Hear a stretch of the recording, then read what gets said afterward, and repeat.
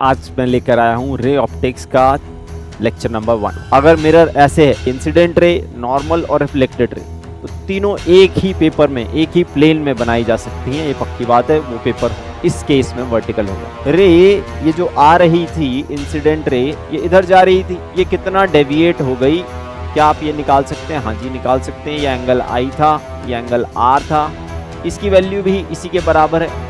तो ये एंगल कितना हुआ? ये है deviation on a single reflection which is pi minus 2i, deviation due to a single reflection. तो मिरर की ये वाली वेलोसिटी, ये वाली का मतलब क्या है? ये वाली मतलब velocity of mirror parallel to the mirror has no meaning.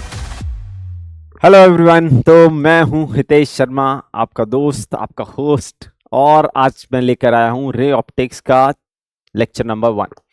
Ray optics, light, ठीक है। एनसीईआरटी में शायद इस चैप्टर को लाइट के नाम से जाना जाता है। तो लेट देयर बी लाइट, हम इस प्रकाशमयी चैप्टर पर प्रकाश डालेंगे। ओके, तो इनफ ऑफ टॉकिंग। तो हम क्या करने वाले हैं इस चैप्टर में? I will detail you the basics, और बेसिक्स के बाद हम कुछ अच्छे थोड़े से मुश्किल क्वेश्चंस देखेंगे। अगेन हम पेन किलर सीरीज का पार्ट है, तो हम थोड़े से मुश्किल क्वेश्चंस देखेंगे।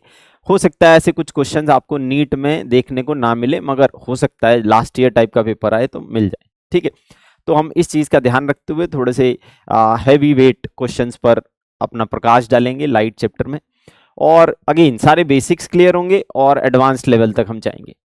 फिर इस पूरे लेक्चर के दौरान हम दो छोटे छोटे पोर्शंस को कवर करने वाले हैं। बेसिकली रिफ्लेक्शन, ठीक है, और उसमें दो टाइप के रिफ्लेक्शंस हम देखेंगे, या फिर कहें दो रिफ्लेक्शन के केसेस होंगे, एक प्लेन मिरर और एक कर्व्ड मिरर या स्फेरिकल मिरर, ठीक है। तो चलिए शुरुआत करते हैं बिना समय बर्बाद किए हुए, क्योंकि बहुत ही इंटेंस लेक्चर होने वाला है आपके लिए। तो क्या कवर होने वाला है इसमें? हम लॉ ऑफ रिफ्लेक्शन, ठीक है, plane mirrors and spherical mirrors, तो ये तीन बातें हम कवर करने वाले हैं। तो स्टार्ट करते हैं लॉ ऑफ रिफ्लेक्शन से। What is law of reflection? बहुत ही सरल सा लॉ है, ठीक है। बना देते हैं आपके लिए। ये रहा मेरा प्लेन मिरर, थोड़ा मोटा सा, ठीक है, ये मिरर है, और ये रही हमारी इंसिडेंट रे, ग्रीन कलर से। नॉर्मल बनाते हैं सबसे पहले, नॉर्मल,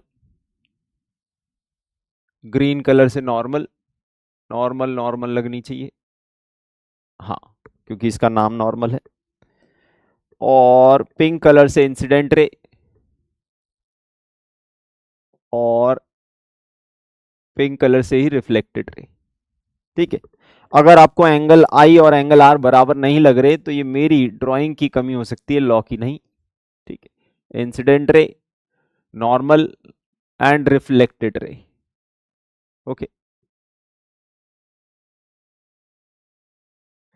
ठीक। तो लॉ क्या है? पहला लॉ कहता है कि इंसिडेंट रे,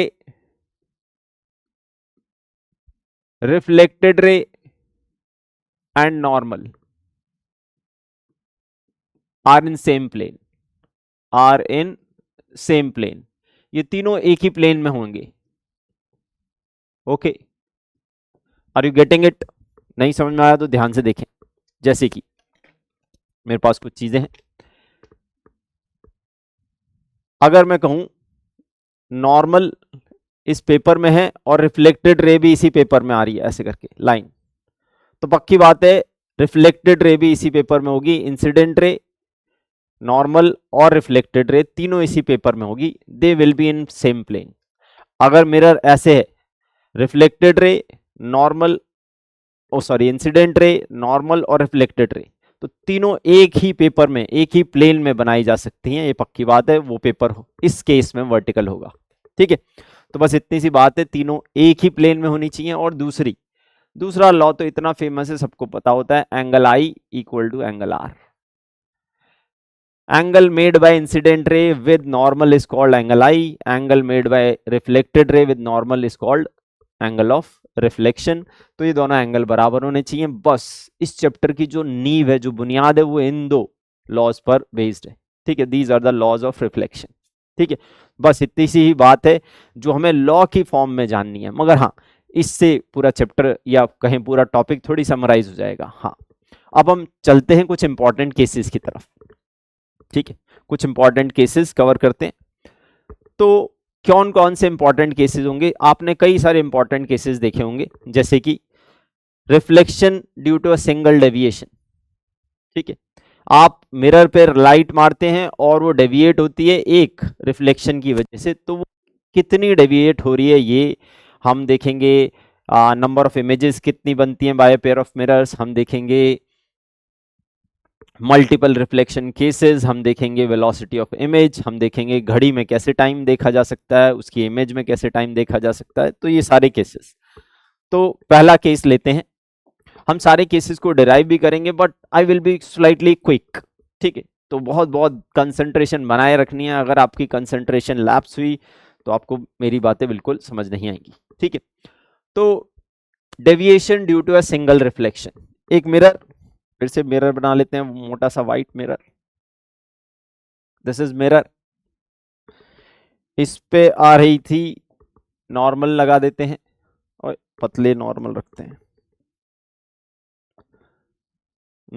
ग्रीन कलर का नॉर्मल अच्छा लगता है हमें। इस पे आ रही थी एक इंसिडेंट रे, ये रही इंसिडेंट रे। इस चैप्टर में भाई रे डायग्राम बहुत इंपॉर्टेंट है, रे ऑप्टिक्स नाम है। इंसिडेंट रे, रिफ्लेक्टेड रे, फिर से चली गई रिफ्लेक्टेड रे, सेम एंगल बनाती हुई। तो रे ये जो आ रही थी इंसिडेंट रे, ये इधर जा रही थी, ये कितना डेविएट हो गई, क्या आप ये निकाल सकते हैं? हाँ जी निकाल सकते हैं। ये एंगल आई था, ये एंगल आर था, इसकी वैल्यू भी इसी के बराबर है, तो ये एंगल कितना हुआ? ये है deviation on a single reflection which is pi minus 2i, दिख गया? ठीक है, बहुत ही सरल सी बात है।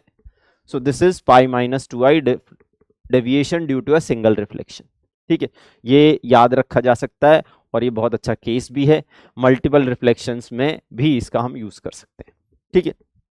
अब दूसरे इंपॉर्टेंट केस पर आते हैं। If mirror turns by an angle theta, the reflected ray turns by 2 theta, ठीक है, ये रिजल्ट बता दिया मैंने सीधे, अब इसको प्रूव भी करने वाले हैं। क्या बोला कि अगर मिरर को, पीछे ही चलते हैं, अगर मिरर को मैं थोड़ा सा टिल्ट कर दूं, कितने एंगल से, कितने एंगल से? थीटा एंगल से, ठीक है। तो चलिए मिरर को टिल्ट किया जाता है, एक नया मिरर बनाते हैं। इस बार नया मिरर थोड़ा पतला रखेंगे दोस्तों, ठीक है, कलर भी बदल रहे हैं उसका।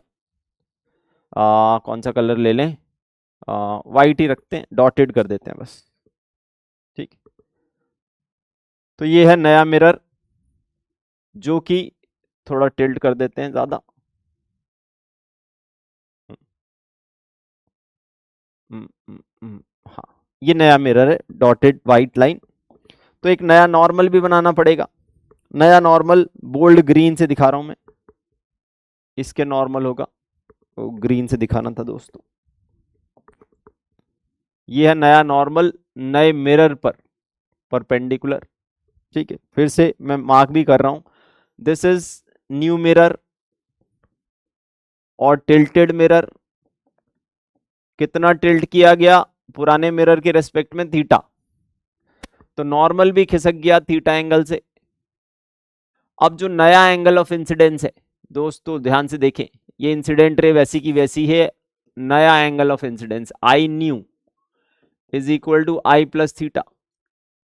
तो नया एंगल ऑफ रिफ्लेक्शन, नया angle of reflection, reflected ray इधर भागेगी, नया एंगल ऑफ रिफ्लेक्शन भी R new will be equal to I plus theta. तो ये है deviation between two rays, this is new incident ray, sorry new reflected ray, and this was old reflected ray, ये वाली थी old reflected रे, old are रे। तो इन दोनों में कितना अंतर आया वो निकालना है, बस इस एंगल की वैल्यू चाहिए हमें। तो ध्यान से देखें दोस्तों, ये एंगल था आई, ये था थीटा, और ये हो गया है आई माइनस थीटा। क्या आपको ये दिख पा रहा है? हाँ जी, ये पूरा एंगल है आई प्लस थीटा, ये है I minus theta. So deviation is nothing but I plus theta में से, बड़े वाले एंगल में से आपने सब्ट्रैक्ट कर दिया आई माइनस थीटा। ठीक है, वापस से बड़े वाले एंगल में से which is I plus theta में से आपने छोटे वाला एंगल आई माइनस थीटा सब्ट्रैक्ट कर दिया, तो आपको मिला 2 थीटा। ठीक है, और हमने ये जो मिरर को टिल्ट किया था, ये किया था कैसा, क्लॉकवाइज। क्या रिफ्लेक्टेड रे भी क्लॉकवाइज टिल्ट हुई है? हाँ जी, बिल्कुल सही बात है। तो वापस से इस रिजल्ट पर ध्यान जाना चाहिए सभी का। If mirror turns by an angle theta, reflected ray also turns by an angle 2 theta in the same orientation. ठीक है, इन द सेम ओरिएंटेशन। अब इसी चीज का यूज कर लेते हैं। ठीक है, अगर मिरर की एंगुलर वेलोसिटी ओमेगा है, तो omega angular velocity of reflected ray is 2 times angular velocity of mirror। हाँ, इन सारे एग्जांपल्स में हम इंसिडेंट रे को नहीं बदल रहे हैं। Frequency of reflected ray is 2 times frequency of mirror. अगर मिरर 5 चक्कर पर सेकंड लगा रहा है, तो रिफ्लेक्टेड रे 10 चक्कर पर सेकंड लगाएगी। Time period of reflected ray is half of time period of mirror. ठीक है, सब एक ही रिजल्ट के एक्सट्रापोलेशंस हैं और कुछ नहीं है दोस्तों, कुछ नई बात नहीं की है मैंने, तीनों एक ही बातें हैं। ठीक है, समझ नहीं आनी चाहिए। Okay, then moving on to the next important case is number of images. इसको दोस्तों हम डेराइव नहीं करेंगे, इस रिजल्ट को बस एज इट इज याद रखेंगे। ठीक है, डेराइव करने में समय लगेगा और ये मतलब थोड़ा क्रंच है टाइम का। तो यहाँ बस बहुत ही सिंपल सी बात है, 360 माइनस थीटा, उसके आगे तो कुछ लिखा नहीं है क्या। ठीक है, तो क्या है, एक प्लेन मिरर्स का पेयर है, ये मिरर है, ये मिरर है। ठीक है, दीज आर 2 मिरर्स और इनका होता है बाइसेक्टर, बिल्कुल मिड पॉइंट। तो ऑब्जेक्ट या तो इस बाइसेक्टर पे रखा हो सकता है या फिर नहीं। ठीक है, दिस इज बाइसेक्टर। ऑब्जेक्ट या तो बाइसेक्टर पे रखा हो सकता है या फिर नहीं। ठीक है, तो अगर बाइसेक्टर पे रखा है तो हम उसको बाइसेक्टर पे रखा माना जाएगा, और नहीं रखा तो नहीं रखा। ठीक है, तो सिर्फ एक केस में फॉर्मूला होता है 360 बाई थीटा, और वो केस क्या है, वो है जब ऑब्जेक्ट एंगल बाइसेक्टर पे नहीं रखा और 360 बाई थीटा ऑड है। ठीक है, बहुत सिंपल सी बात है, दोनों कंडीशन एक साथ मैच होनी चाहिए, 360 बाई थीटा ऑड होना चाहिए और ऑब्जेक्ट जो है एंगल बाइसेक्टर पे नहीं रखा होना चाहिए। सिर्फ उस केस में नंबर ऑफ इमेजेस की वैल्यू होती है 360 बाई थीटा, सारे और केसेस में नंबर ऑफ इमेजेस की वैल्यू होती है 360 बाई थीटा -1। ठीक है, एक दो छोटे छोटे केस ले लें। ठीक, चलो टेबल बना लेते हैं। ठीक है, यहां थीटा दूंगा मैं, यहां 360 बाई थीटा की वैल्यू, और यहां ऑब्जेक्ट बाइसेक्टर पे या नॉट एट बाइसेक्टर, और यहां नंबर ऑफ इमेजेस। ओके, सही बात है। तो 2-3 केस कर रहे हैं, एक करते हैं लेट से 90। 360 बाई थीटा कितना आया, 360 बाई थीटा आया 4। क्या ये ऑड है? नहीं, तो ऊपर पहुंच गए सीधे। ऑब्जेक्ट बाइसेक्टर पे रखें या नहीं रखें, दोनों केसेस, ऑन बाइसेक्टर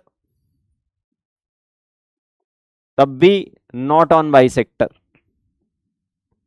तब भी, नंबर ऑफ इमेजेस आएगी 4 -1 या 360 माइनस थीटा -1, तो 3 इमेजेस आती हैं।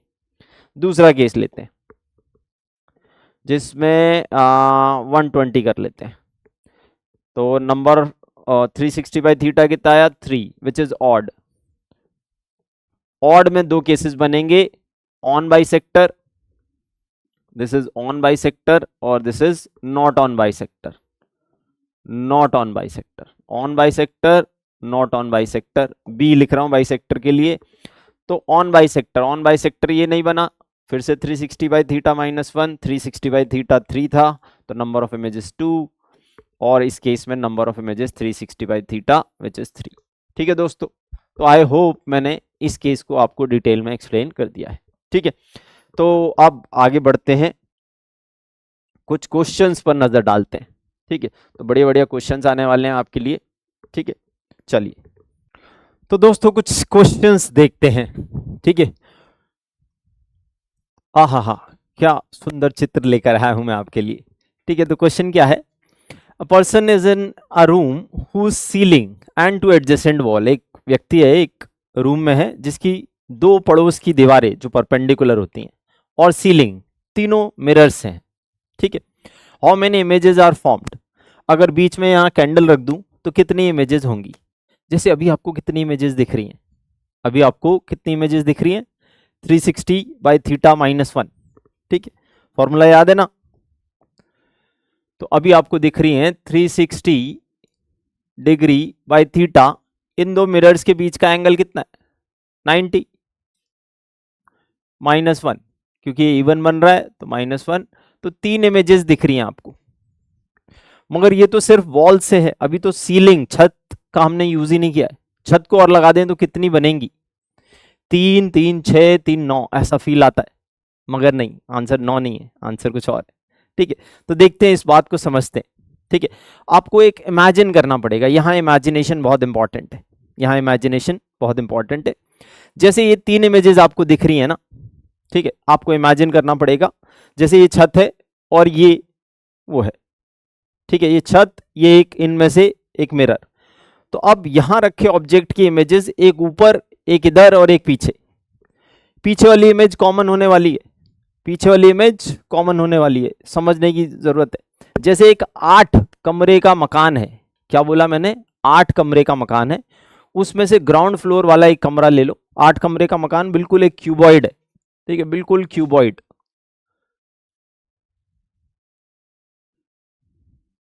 ओके, क्यूबॉइड भी नहीं, क्यूब। ठीक है, इस क्यूब को बराबर 8 हिस्सों में बांटना है, which is very difficult for me to draw, very very difficult for me to draw. ठीक है, although still I will try. Okay, और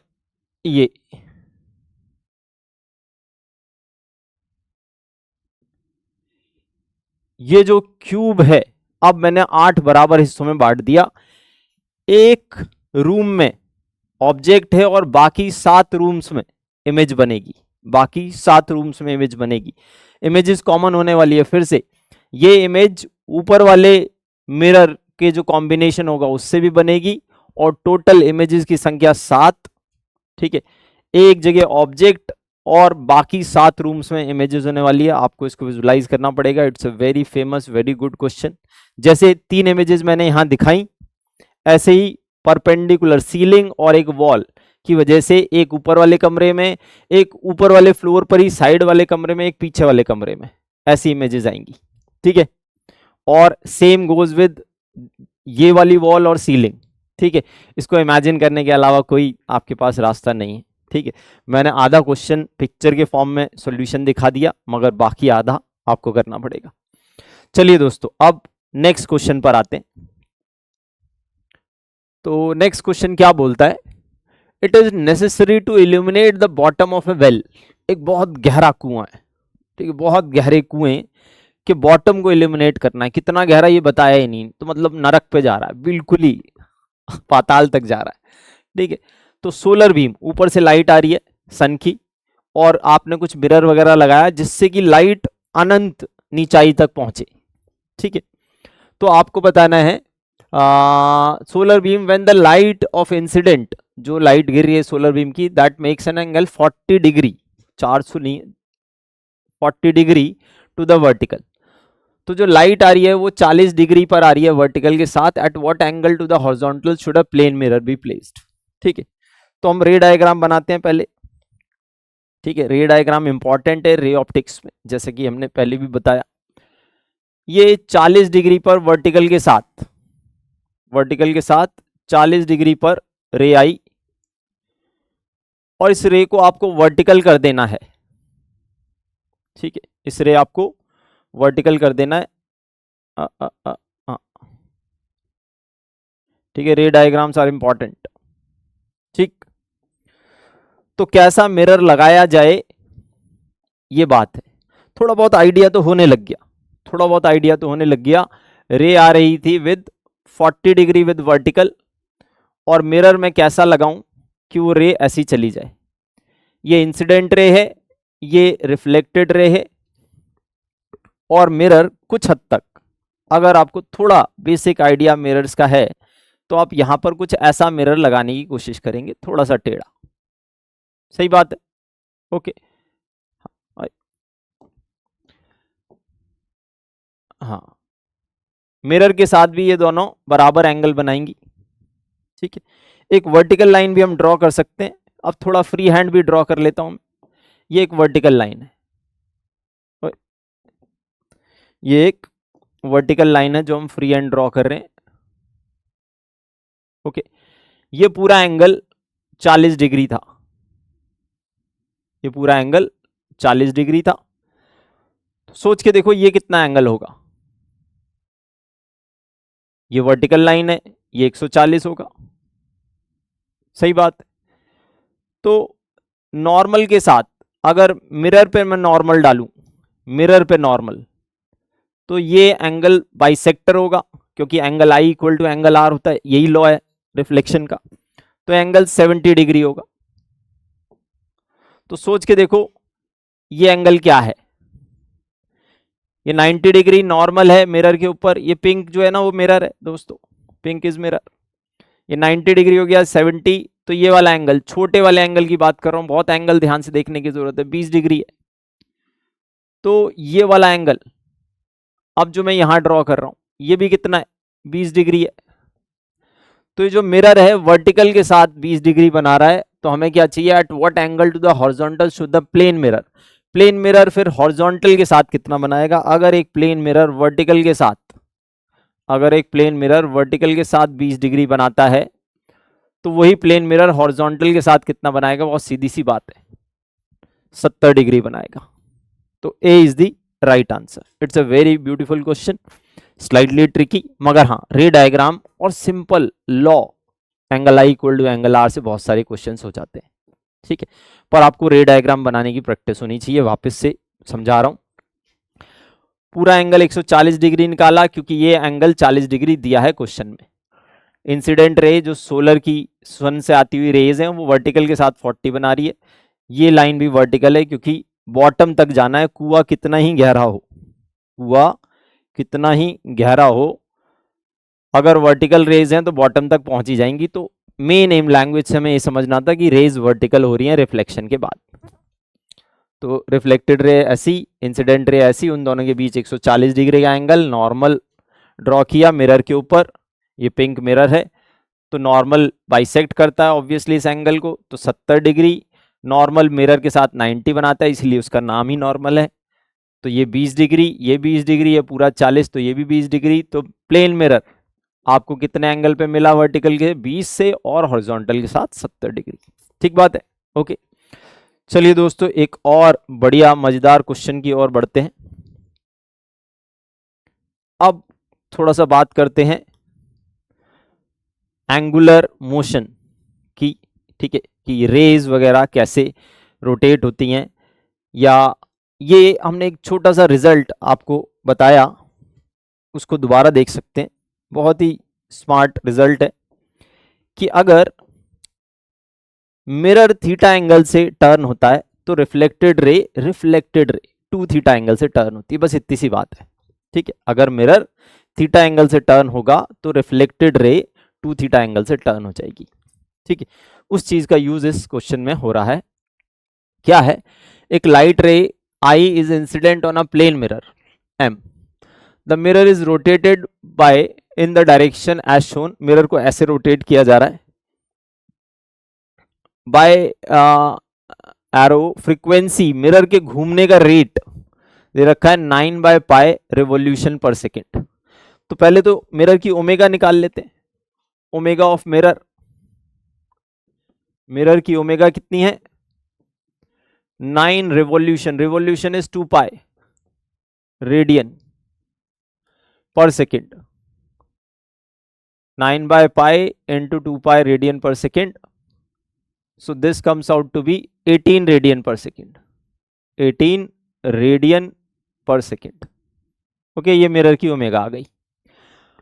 अब ये बता रहा है कि वॉल तक रेज जा रही थी और on the wall W at a distance of 10 metre from the axis of rotation, जो वॉल की दूरी है वो यहाँ से, जहाँ से मिरर को घुमाया जा रहा है, जहाँ पर रे भी पड़ रही है उसके साथ 10 मीटर की दूरी पर है। When the angle of incidence is 37, the speed of the spot, speed of the spot बताना है।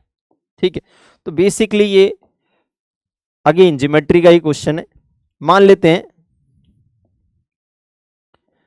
रिफ्लेक्टेड रे बना देते हैं। ठीक है, रिफ्लेक्टेड रे ब्लैक से बना देते हैं।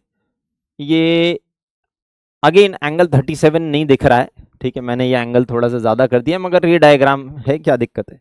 ठीक है, एंगल हमें ज्योमेट्री से दिखाना है, ये 37 डिग्री ही माना जाएगा। ओके, बट ये जो एंगल है ना, ये बदल रहा है, ये एंगल बदल रहा है।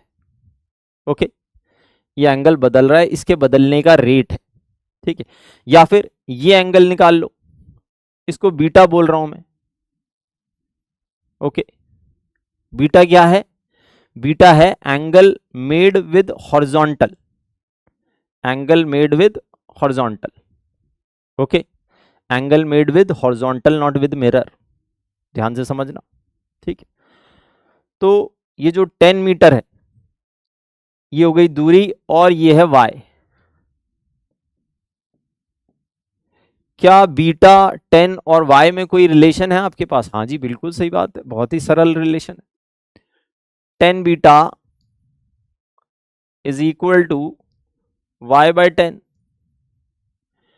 और बीटा है angle made by reflected ray with horizontal. Horizontal नहीं बदल रहा है, मिरर घूम रहा है भाई। ठीक है, हॉरिजॉन्टल तो हॉरिजॉन्टल है, मिरर घूम के वर्टिकल हो जाए तब भी हॉरिजॉन्टल तो हॉरिजॉन्टल रहेगा। ठीक है, तो beta changes at a rate of 2 times omega of mirror। सही बात है, 2 times omega of mirror, जितनी ओमेगा होगी मिरर की उसके डबल रेट से डीबी मतलब बीटा चेंज होगा। तो D beta by D T is 2 times omega of mirror, which is nothing but 36 radiance पर सेकेंड, 36 रेडियन पर सेकेंड। और बस इस इक्वेशन को अब डिफरेंशिएट कर दिया हमने। इसको जैसे ही मैं डिफरेंशिएट करूंगा, 10 बीटा का differentiation sec square beta d beta by D t is equal to 1 by 10 d y by D t. D y by D t ही उस स्पॉट की वेलोसिटी है दोस्तों। ठीक है, और सेक स्क्वायर बीटा, ऑब्वियसली इस बीटा की वैल्यू क्या होगी? बीटा की वैल्यू इस क्षण पर, वैल्यू वैल्यू वैल्यू इस क्षण पर 53 डिग्री होगी, क्योंकि इस क्षण पर थोड़ी बीटा बदल गया होगा, बदल रहा होगा, बदल नहीं गया होगा। ठीक है, हाँ मेरी बातें थोड़ी कवि टाइप की लग रही हैं। ठीक है, तो sec square beta means sec square 53 into D B beta by D T which is 36 is equal to 1 by 10 into velocity of spot जो हमें निकालनी है।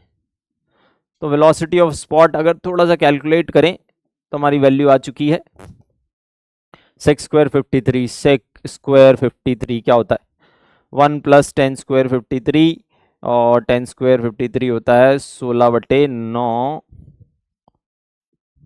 और 36 मल्टीप्लाई हुआ उसमें, और उसमें 10 मल्टीप्लाई हुआ, और कुछ आंसर आया आपका क्या 9, 25, यहाँ आया 4, 25, 4 और 10, 25, 4 और 10, 25, 4 100 और 10 1000। Oh my God, 1000 meter per second है क्या कुछ? हाँ जी बिल्कुल है, B is the right answer. Okay दोस्तों, B is the right answer.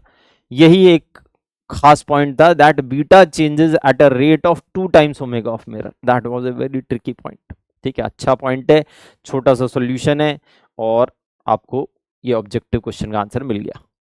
चलिए दोस्तों, अब कुछ और क्वेश्चंस देखे जाएं।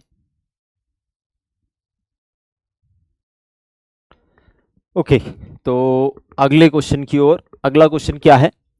टू मिरर्स हैं which are inclined at an angle theta. दो मिरर्स जिनके बीच का एंगल थीटा दिख रहा है, ठीक है। और as shown in the figure, light rays incident parallel to one of the mirror. एक मिरर के पैरेलल इंसिडेंट होती है and the ray start retracing after the third reflection. Ray retrace करने लग जाती है तीसरे रिफ्लेक्शन के बाद। ये जो शब्द है, ये शब्द बहुत इंपॉर्टेंट है दोस्तों। This retracing its path. Okay, इसका मतलब है ray falls normal to mirror. Ray falls normal to mirror at third reflection. At third reflection. तो तीसरे रिफ्लेक्शन की जानकारी दोस्तों हमें दी गई है, पहले दूसरे की नहीं दी गई, तीसरे की दी गई है। और तीसरी रिफ्लेक्शन पर रे नॉर्मल इंसिडेंट कर रही है, ये जानकारी दी है। तो क्यों ना हम तीसरी रिफ्लेक्शन से पीछे चले, ठीक है। तो इसके लिए हम क्या करते हैं, एक नया डायग्राम बना लेते हैं। डायग्राम थोड़ा छोटा है, रे ऑप्टिक्स में डायग्राम ही क्वेश्चन की आत्मा या जान होती है, ठीक है। तो एक बड़ा सा डायग्राम बना रहा हूं मैं, और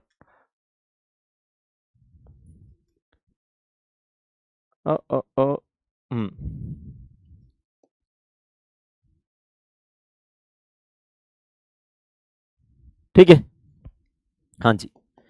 तो तीसरी रिफ्लेक्शन की बात करते हैं, और तीसरी रिफ्लेक्शन हम दिखा रहे हैं इसके पैरेलल मान लेते हैं, दूसरी इस पर, तीसरी इस पर, तो तीसरी इसी पर पड़ रही है, ठीक है। ये है तीसरी रिफ्लेक्शन इस मिरर पे नॉर्मल। ओके, हाँ, फिर से एरो भी दिखा देता हूं दोस्तों। This is the third reflection. यहां हो रही है थर्ड रिफ्लेक्शन। ओके, इस रिफ्लेक्शन के बाद ये रे ऐसी आई और ऐसी ही चली गई, समझने वाली बात है। तो यहां हुई होगी, ये नॉर्मल ड्रॉ किया मैंने। अब थोड़ा फ्री हैंड चले जाते हैं। पिंक रे ऐसी,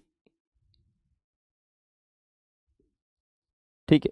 हाँ, जैसे ही फ्री हैंड गए, अच्छे डायग्राम नहीं बने, बट ठीक है, चलेगा। इस डायग्राम को थोड़ा खिसका लेते हैं।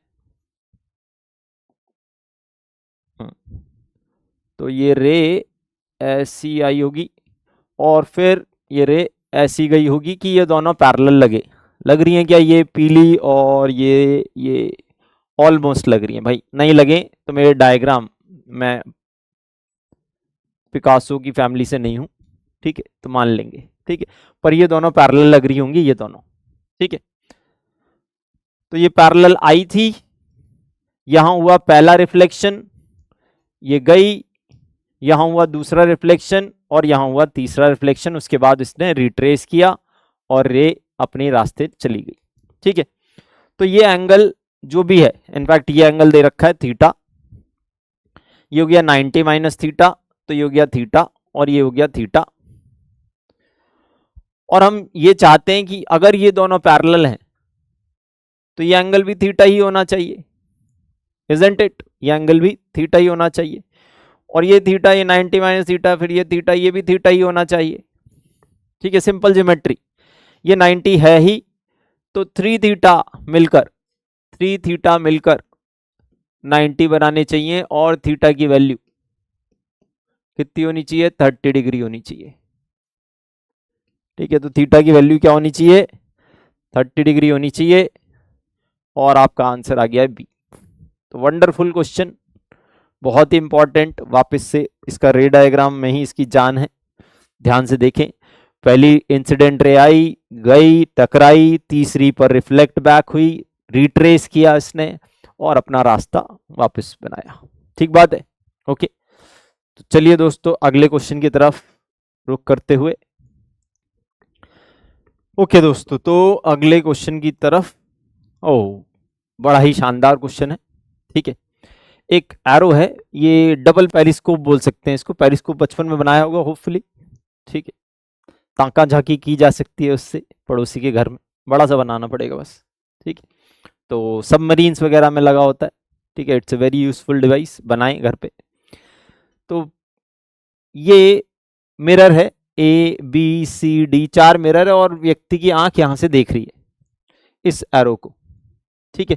मिरर ए इमेज बनाएगा, वो इमेज मिरर बी के लिए ऑब्जेक्ट की तरह काम करेगी, फिर उस ऑब्जेक्ट से मिरर बी इमेज बनाएगा, और मिरर बी से बनाई गई इमेज सी के लिए ऑब्जेक्ट की काम करेगी, एंड सो ऑन चलता रहेगा, ठीक है। तो ये बता रहा है कि ये जो सारे मिरर्स हैं ये 45 डिग्री पर है। अब आपको बताना है कि ए कैसी इमेज बनाएगा, बी कैसी बनाएगा, सी कैसी बनाएगा और डी कैसी बनाएगा इस ऑब्जेक्ट की, ठीक है। तो दोस्तों इसके लिए भी अगेन रे डायग्राम अगर हमें थोड़ा सा अच्छा सुंदरता से देखना है, तो थोड़ा बड़ा और क्लियर जगह हमारे को चाहिए होती है। तो मैं इस छोटे से पार्ट को दोबारा अलग से बना रहा हूं और फिर देखते हैं।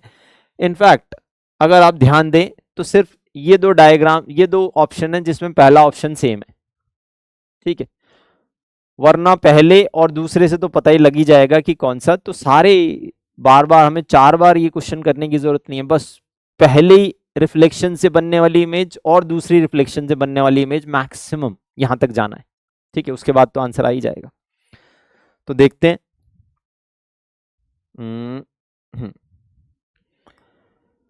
तो मिरर बना लेते हैं पहले, ठीक है। ये मिरर है 45 डिग्री पर, होपफुली लग रहा होगा, ठीक है। एक ऑब्जेक्ट बना लेते हैं एरो वाला, ये ऑब्जेक्ट यहां है,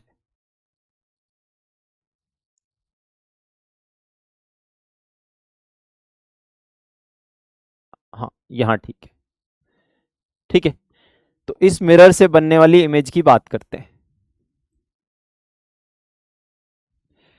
एक्चुअल में मिरर लेटरली इन्वर्ट कर देता है, ठीक है, मगर इससे क्या लेना देना। मिरर इतना दिमाग नहीं लगाता मुझे पलटना है नहीं पलटना, ये करना है नहीं करना। मिरर बस कहता है एरो वाला हेड मुझसे इतनी दूरी पर है, एरो वाला हेड मुझसे इतनी दूरी पर है, तो मैं उसकी इमेज उतनी ही दूरी पर दूसरी साइड बना दूंगा, सही वाली। तो यहां बनेगा एरो वाला हेड इस पॉइंट पर, ए यहां था तो ए डैश, ए की इमेज यहां बन जाएगी। अब बी को वो फिर से बी की परपेंडिकुलर डिस्टेंस देखेगा और कहेगा भाई बी तो मुझसे ज्यादा परपेंडिकुलर डिस्टेंस पर है, B is at a more distance, तो बी की भी मैं इमेज थोड़ा और दूर बनाऊंगा, तो बी डैश यहां बन जाएगा। और अगर आप ध्यान से देखें तो ये आपको एरो नजर आएगा, इजंट इट, ठीक है। तो बस मिरर ये काम करता है, मिरर करता है जो पास में है वो उसकी इमेज पास में, जो दूर है उसकी इमेज दूर, दैट्स द ओनली थिंग। अब बाकी उससे जो हो रहा है हो यार, मिरर ये थोड़ी देख रहा है कि मुझे पलटना है मुझे नहीं पलटना। सो देखो, सॉरी, ये एक हमने मिरर बनाया, ठीक है, और हमने लिया कोई भी एक ऑब्जेक्ट जो पलटा जाएगा तो अलग सा लगेगा, मान लो एल ले लिया। और वो देख रहा है एल का ये वाला जो पॉइंट है वो पास में है, तो ये वाला पॉइंट पास में बनेगा, ये वाला पॉइंट, इसको ए बोल रहे हैं, इसको बी बोल रहे हैं, इसको सी बोल रहे हैं। तो मिरर के पास ए था, ए की इमेज बन गई ए डैश, बी दूर था उसी के साथ बी की इमेज बन गई बी डैश, सी की इमेज ऊपर बन गई, ऐसे ही सबकी इमेज बना दी उसने सी डैश। तो एल पलट गया, ये लगा, ठीक है। तो इसी को हम इन्वर्जन बोल देते हैं, लेटरली इन्वर्टेड, ठीक है। पर ऐसा मिरर इंटेंशनली नहीं कर रहा है, ठीक है। मिरर पास वाले ऑब्जेक्ट की इमेज पास, दूर वाले ऑब्जेक्ट की इमेज दूर, बस इतना कर रहा है, उसमें जो हो जा रहा है हो जा रहा है, ठीक है। तो सिर्फ इतनी जानकारी से कि वर्टिकल ऑब्जेक्ट की इमेज इस मिरर द्वारा एक हॉरिजॉन्टल हो जाएगी। क्या हम आंसर तक पहुंच पा रहे हैं? देखें जरा, वर्टिकल की इमेज हॉरिजॉन्टल हो जाएगी, हाँ जी बिल्कुल, वर्टिकल की इमेज हॉरिजॉन्टल हो गई और एरो भी इस टाइप का आ गया। तो हमें आगे जाने की जरूरत ही नहीं पड़ी, क्योंकि एक ही ऑप्शन है जिसमें ये आंसर है। ठीक है, तो we got the answer. It's a very beautiful question, मगर तभी आपको इसकी ब्यूटी पता लगेगी जब आप खुद करने की कोशिश करेंगे। हो सकता है जब मैं सॉल्व कर रहा हूं तो आपको लगे ये तो आसान है। ठीक है, हाँ बिल्कुल सही बात है। ठीक है, पर आप जब इन क्वेश्चन से अकेले मिलेंगे तब आपको इन क्वेश्चंस का जो भार है वो भी महसूस होगा, और इन क्वेश्चन की सुंदरता भी आपके सामने आएगी। ठीक है, तो चलिए दोस्तों अब नेक्स्ट क्वेश्चन की तरफ चलते हैं। ओके, तो नेक्स्ट क्वेश्चन है, okay, boy is walking under an incline mirror at a constant velocity. Boy को इन्होंने जो दिखा रखा है वो एक पॉइंट की तरह दिखा रखा है, तो वो कांस्टेंट वेलोसिटी v से भागता हुआ जा रहा है along the X axis as shown in the figure, और जो मिरर है वो थीटा एंगल पे इंक्लाइंड है और थीटा एंगल विद हॉरिजॉन्टल है। ठीक है, मिरर जो है वो हॉरिजॉन्टल के साथ थीटा एंगल बना रहा है। ठीक है, तो आपको बताना है what is the velocity of the image in vector form. I J vectors की फॉर्म में आपको इमेज की वेलोसिटी देनी है। ठीक है, तो फिर से अगर हम इस वेलोसिटी के दो कंपोनेंट करें, कितनी वेलोसिटी थी v, तो v के हमने दो कंपोनेंट किए, एक पैरेलल टू मिरर और एक परपेंडिकुलर टू मिरर। ये एंगल थीटा, तो v के टुकड़े करने पर हमें मिला v cos थीटा और इधर मिला v sin थीटा। तो v sin थीटा तो पलट के आ जाएगा, इतनी ही दूरी पर ऑब्जेक्ट बनेगा, और v sin थीटा पलट के इधर v sin थीटा, perpendicular component to the mirror will get reversed and parallel component as it is मिल जाता है v cos थीटा। मगर क्वेश्चन की ब्यूटी तो अब चालू है, बूटी मतलब ब्यूटी। ठीक है, क्वेश्चन की ब्यूटी तो अब स्टार्ट हो रही है। ये v cos theta v sin theta आ तो गया, मगर दोस्तों ये आई जे में नहीं है, ये आई जे में नहीं है। अगर मैं इसको यहां इसके कंपोनेंट लूं तब पता लगेगा। ऑब्वियसली ये v cos थीटा हॉरिजॉन्टल के साथ कितना एंगल बना रहा है, थीटा। ये 90 है तो ये 90 माइनस थीटा, ये भी थीटा। तो अब आपको इस पूरी चीज को x और y टुकड़ों में तोड़ना होगा। ये x डायरेक्शन थी, ये वाली हॉरिजॉन्टल, और ये y, तो सारे टुकड़े तोड़े जाएंगे। अब मैं पहले v cos थीटा के टुकड़े कर रहा हूं, तो इधर मुझे मिल रहा है v cos थीटा का cos थीटा। क्या cos स्क्वायर थीटा लिख दिया जाए, v cos थीटा का cos थीटा? हाँ जी। वर्टिकल डायरेक्शन में मुझे मिल रहा है v cos थीटा का sin थीटा। तो v के टुकड़े हो गए, v cos थीटा के टुकड़े हो गए, इसके भी टुकड़े किए हमने।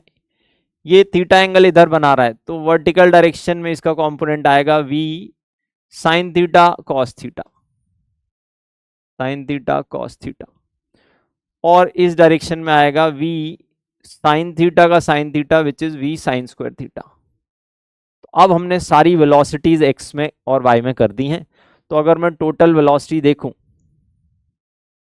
तो वो मुझे दिख रही है, x में दिख रहा है v cos square theta minus sine square theta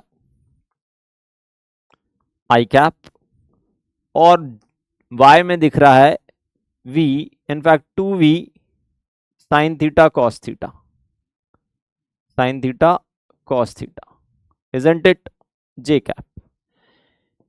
in दोनों फॉर्मूले को आपको जानना चाहिए। Cos square theta minus sine square theta is cos 2 theta, cos 2 theta I cap, और 2 sine theta cos theta is sine 2 theta which is in J cap.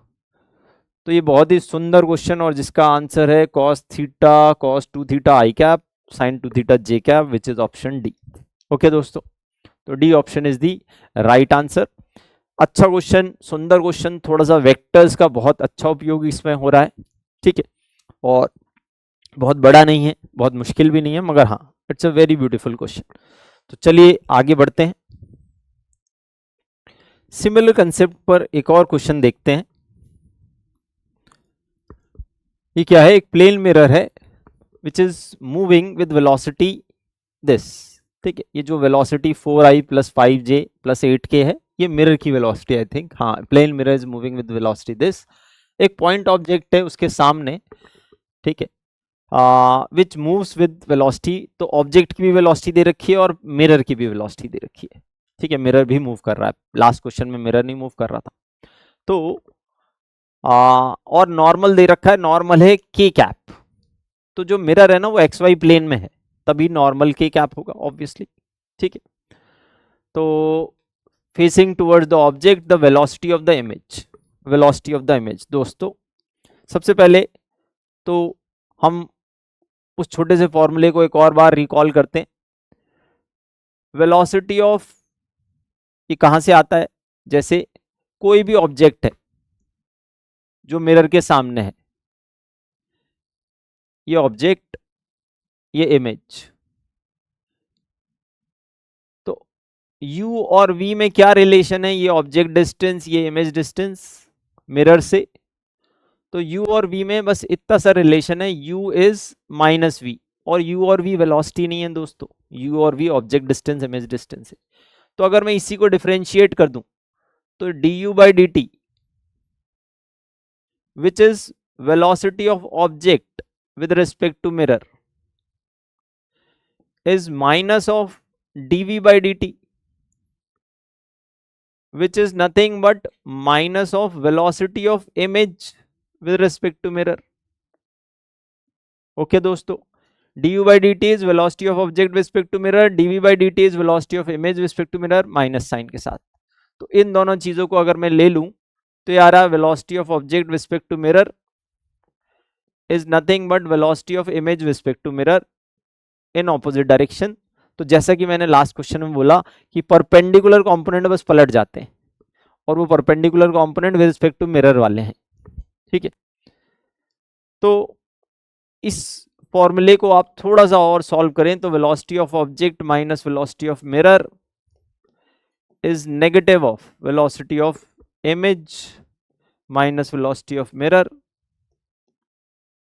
और इसको इधर उधर खिसकाकर आप यहां से वेलोसिटी ऑफ इमेज को एक साइड कर सकते हैं। तो वेलोसिटी ऑफ इमेज आ जाएगी हाउ मच, इधर आए, ये सब उधर गए, 2vm - vo। ओके, पर ध्यान से ये जो अभी हमने बॉक्स डिराइव किया है, this is for components which are perpendicular to mirror, which are perpendicular to mirror. Velocity of object with respect to mirror या velocity of object parallel to mirror, parallel to mirror is transferred to image, is transferred to image as it is, as it is, as it is। Okay, जैसा कि last question में भी हमने किया था, parallel component जो velocity का parallel component है वो एज इट इज ट्रांसफर कर दिया इमेज को, ठीक है, उससे कोई फर्क नहीं पड़ता, ठीक है। तो यहां भी यही है, इस क्वेश्चन में भी यही बात हो रही है। मिरर कुछ ऐसा है कि ये के कैप है, दिस इज के कैप। तो के कैप क्या नॉर्मल है और मिरर के पैरेलल है एक्स वाई प्लेन, मिरर के पैरेलल है एक्स वाई प्लेन। तो अगर मैं बोलूं एक्स वाई प्लेन में वेलोसिटी ऑफ ऑब्जेक्ट क्या है, तो आप बोलेंगे 3i + 4j, यही है एक्स और वाई प्लेन में वेलोसिटी ऑफ ऑब्जेक्ट। तो ये तो एज इट इज इमेज को चली जाएगी। तो सिर्फ इतनी जानकारी से दोस्तों ये भयंकर क्वेश्चन सॉल्व किया जा सकता है, सिर्फ इतनी जानकारी से कि parallel component as it is transfer हो जाता है, उसमें मिरर की वेलोसिटी से भी कुछ फर्क नहीं पड़ता। मिरर, अगर मेरा हाथ ये है और ये मिरर है, मिरर ऊपर भागेगा तो इमेज कहीं नहीं भागेगी, इमेज बिल्कुल सामने बनेगी, ठीक है। तो मिरर की ये वाली वेलोसिटी क्या मिरर की ये वाली का मतलब क्या, ये वाली मतलब velocity of mirror parallel to the mirror has no meaning, उसका कोई मतलब नहीं है, उसका कोई अर्थ नहीं है। वेलोसिटी इमेज को नहीं मिलती इस मिरर के इस मूवमेंट की वजह से, ठीक है। तो velocity parallel to mirror is transfer to image as it is. तो ये तो ट्रांसफर हो गया और सिर्फ इतनी सी जानकारी से आंसर आ गया, मगर हम पूरा आंसर निकालने में विश्वास रखते हैं। तो परपेंडिकुलर कंपोनेंट की बात करते हैं। परपेंडिकुलर कंपोनेंट निकालना है 2 times velocity of mirror, 2 times velocity of mirror, ये है velocity of mirror 8k, 2 times 8k, क्योंकि k ही नॉर्मल है, minus velocity of object, velocity of object perpendicular to mirror है 5k, minus 5k, 16 minus 5 11k is the velocity of image perpendicular to mirror, जो कि ये रही 11k। ठीक बात है, ओके। तो बहुत ही सटीक बात करने वाला एक वंडरफुल फेमस इंपॉर्टेंट क्वेश्चन, ठीक है। तो चलिए दोस्तों आगे बढ़े। हा एडवांस का आया हुआ क्वेश्चन है 2013 का। तो चलिए देखते हैं क्वेश्चन बोलता क्या है। वो बोल रहा है कि इंसिडेंट रे भी दे रखी है वेक्टर फॉर्म में और प्लेन मिरर से स्ट्राइक करती है, और रिफ्लेक्टेड रे भी दे रखी है वेक्टर फॉर्म में, आपको एंगल ऑफ इंसिडेंस बताना है, ठीक है। तो सबसे पहले समझें क्वेश्चन क्या है, क्या रहा है। ये मान लेते हैं एक प्लेन मिरर,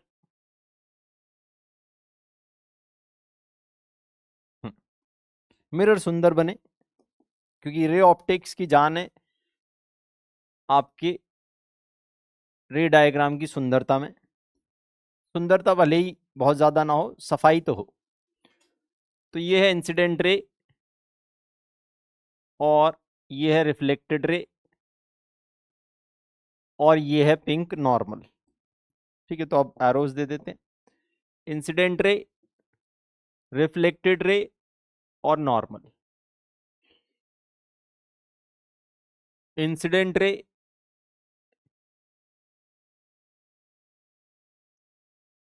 रिफ्लेक्टेड रे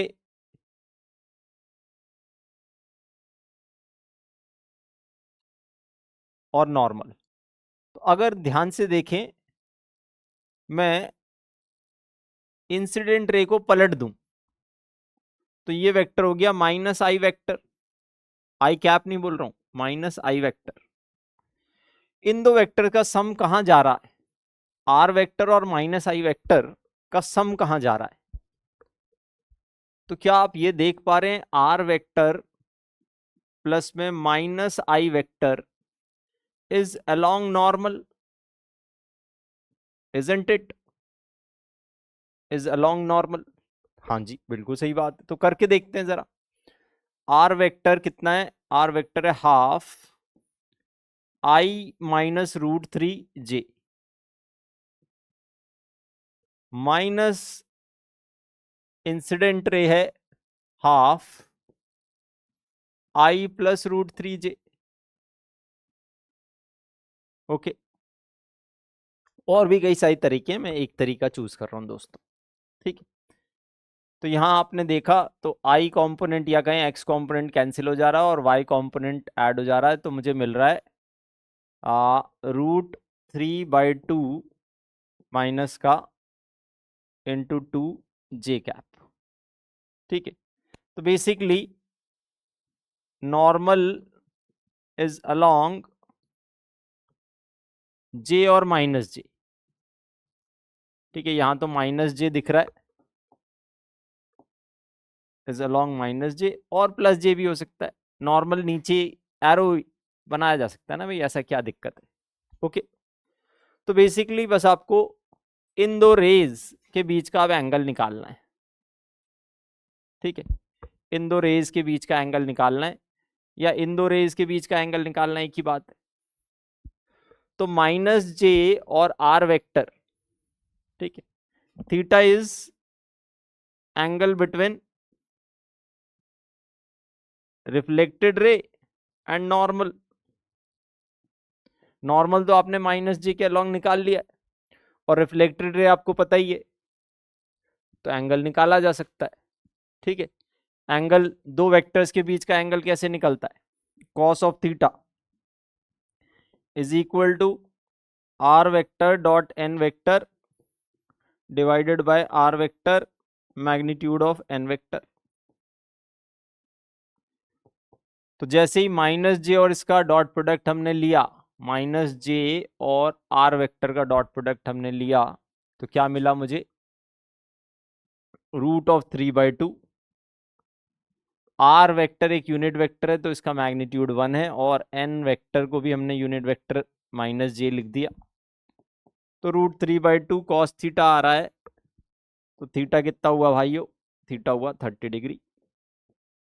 तो 30 डिग्री है एंगल ऑफ इंसिडेंस। और सोच के देखो, ये है क्वेश्चन एडवांस का 2023 सॉरी 13 का। ठीक है। हाँ, ऑल दो हमने बहुत सारी चीज़ें डेराइव भी की हैं इसमें। ठीक है, और भी कई तरीके हो सकते हैं। आप इंसिडेंट रे और रिफ्लेक्टेड रे को अगर सम करते हैं तो इन दोनों रेज के बीच का एंगल, किन दोनों रेज के बीच का? इंसिडेंट रे और रिफ्लेक्टेड रे के बीच का जो एंगल आता है वो आता है पाई माइनस 2 थीटा। तो वहां से भी जा सकते थे, इंसिडेंट रे और रिफ्लेक्टेड रे का एंगल निकालो और उसकी वैल्यू पाई माइनस 2 थीटा करो, वहां से थीटा आ जाएगा। ठीक है, तो इस टाइप के क्वेश्चंस आप देख सकते हैं। तो दोस्तों, प्लेन मिरर्स के बाद अब हम शुरू करते हैं हाँ, कर्व्ड मिरर्स पर। ठीक है, तो कर्व्ड मिरर्स या कहीं स्फेरिकल मिरर्स, वैसे तो कर्व्ड मिरर्स भी पूछे जा सकते हैं बिकॉज सबके लिए लॉज तो सेम है।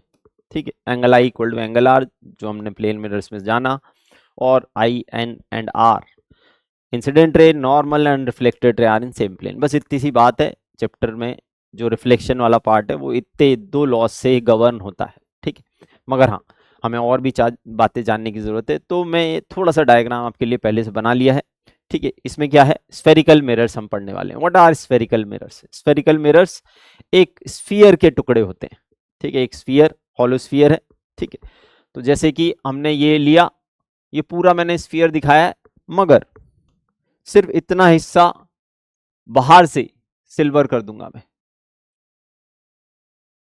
ठीक है, सिल्वर कर दिया तो बन गया ये कौन सा मिरर? Obviously concave mirror. ठीक है, और अगर यही लाइट ऐसे आ रही है यहां से और मैंने इसको अंदर से सिल्वर कर दिया यहां से, कि लाइट बाहर से ही बाहर चली जाए, तो ये बन गया convex mirror. Okay, convex mirror. ठीक, तो दोस्तों डेफिनेशंस की बात करते हैं। Centre of curvature, centre of curvature क्या है? Centre of curvature is centre of sphere, centre of sphere from which sphere is from which mirror is made, from which sphere is mirror is made, mirror is made। जिस sphere का टुकड़ा आपने लिया है mirror को बनाने में, वही स्फीयर का सेंटर, सेंटर ऑफ कर्वेचर है। ठीक है, पोल क्या है? Pole is the mid point of the mirror, mid point of mirror. ठीक है, pole is the mid point of the mirror. जैसे कि हमने यहां से यहां तक का मिरर लिया, तो इसका मिड पॉइंट है ये, दिस इज पोल। ठीक है दोस्तों, एक और मैं बना दे रहा हूं, ठीक है, जस्ट फॉर अंडरस्टैंडिंग पर्पस। मान लेते हैं मैं यहां से यहां तक का मिरर लेता, ये मिरर लेता। ठीक है, कौन सा मिरर बनाए? इसको कॉन्वेक्स ही बना लेते हैं। ठीक है, ये मिरर है मेरा, ए से स्टार्ट हो रहा है और बी पर खत्म हो जा रहा है, दिस इज द मिरर। ठीक है, तो सेंटर तो यही होता उसका, मगर पोल क्या होता? B very careful. पोल होता इसका mid point, A B portion का मिड पॉइंट। ठीक है, तो पोल ऐसे निकालते हैं। और principal axis, line joining, line joining what? Pole and centre of curvature, pole and C. इसको हम सी से जानेंगे, इसको हम पी से जानेंगे, और इसको principal axis. Focus, what is focus? What is focus? Focus, focus, focus, focus. ठीक है, ये यूज करते हैं ना मैजिक। तो फोकस क्या है? फोकस है point on principal axis, point on principal axis through which a ray parallel to principal axis, through which a incident ray, through which incident ray parallel to principal axis passes after reflection, passes after reflection. दोस्तों ये definitions आप अपनी copy में भी लिख सकते हैं, ये बहुत काम की डेफिनेशन और एब्सोल्यूट डेफिनेशंस है, इनमें कोई अंतर नहीं पड़ता, चाहे आप कॉन्वेक्स मिरर, चाहे कॉनकेव मिरर, चाहे कुछ भी इसमें केस लें, ये बेसिक डेफिनेशन है, फंडामेंटल, बिल्कुल स्टिक टू बेसिक्स इंपॉर्टेंट है, ठीक है। तो ये 4 डेफिनेशन बहुत बहुत काम की हैं, जैसे कि ये एक इंसिडेंट रे थी पैरेलल टू प्रिंसिपल एक्सिस, टकराई, ये येलो लाइन इसका नॉर्मल है, और टकराने के बाद ये दोनों एंगल ऑब्वियसली बराबर होंगे, angle I equal to angle R, और टकराने के बाद ये रिफ्लेक्टेड रे बनी, ये जो ग्रीन रे पर मैंने एरो बनाया, और ये पास हुई प्रिंसिपल एक्सिस के जिस पॉइंट से, उस पॉइंट को फोकस बोला गया, उस पॉइंट को फोकस बोला गया। अब छोटी सी बात और, फोकल लेंथ एक टर्म है, फोकल लेंथ, फोकल लेंथ क्या है? Distance between pole and focus, distance between pole and focus, pole and focus, pole और फोकस के बीच का दूरी is called focal length. Okay, चलो दोस्तों एक और बार यहां पर कॉन्वेक्स मिरर का भी रे डायग्राम बना दिया जाए, ठीक है, जिससे कि आपकी प्रैक्टिस हो जाए। ये सेंटर था और ये मिरर था मेरा, उसका मिड पॉइंट ऑब्वियसली पोल, पोल और सेंटर को ज्वाइन करने वाली लाइन प्रिंसिपल एक्सिस, ये हो गई पी एक्सिस, और मैंने एक रे बनाई जो कि पैरेलल थी किसके? प्रिंसिपल एक्सिस के, ये रही वो पैरेलल रे, मैं फ्री हैंड बना रहा हूं इस डायग्राम को, incident ray which is parallel to principal axis, यहां से एक नॉर्मल पास करा देते हैं, ये नॉर्मल हो गया, और ये एंगल आई हो गया, इतना ही एंगल बनाती हुई रे टकराने के बाद ऐसे जाएगी, और ये जिस पॉइंट से क्रॉस करेगी प्रिंसिपल एक्सिस के, उसको बोलेंगे फोकस, और इस दूरी को बोला जाएगा, पोल और फोकस के बीच वाली दूरी को बोला जाएगा फोकल लेंथ। ओके दोस्तों, आई होप ये सारी वैल्यूज मैंने आपको क्लियरली बता दी हैं। तो ये पेज बहुत इंपॉर्टेंट है स्फेरिकल मिरर्स का, बिल्कुल कहें निचोड़ है, ये रस है, ठीक है। ओके, तो इंपॉर्टेंट बातें लिखी हुई हैं सारी, सारे रे डायग्राम बने हुए हैं, angle I equal to angle R यहाँ भी वैलिड है। तो चलिए आगे बढ़ते हैं, हम अब इंपॉर्टेंट केस हैं स्फेरिकल मिरर्स में ही, ठीक है। तो पहला इंपॉर्टेंट केस आता है फोकल लेंथ की वैल्यू निकालना।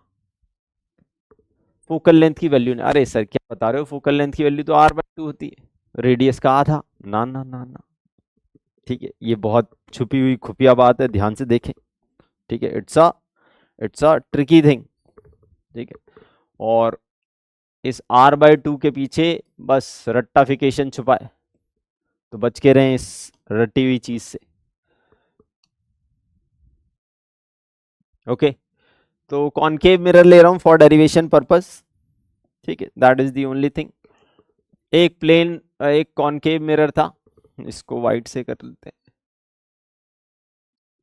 ये कॉनकेव मिरर था, ये सेंटर ऑफ कर्वेचर है, ये पोल है, प्रिंसिपल एक्सिस के पैरेलल एक रे आई, ये रही प्रिंसिपल एक्सिस के पैरेलल रे, सेंटर से एक लाइन पास हुई जो कि नॉर्मल कहलाएगी, दिस इज नॉर्मल, ये नॉर्मल है, ये इंसिडेंट रे है,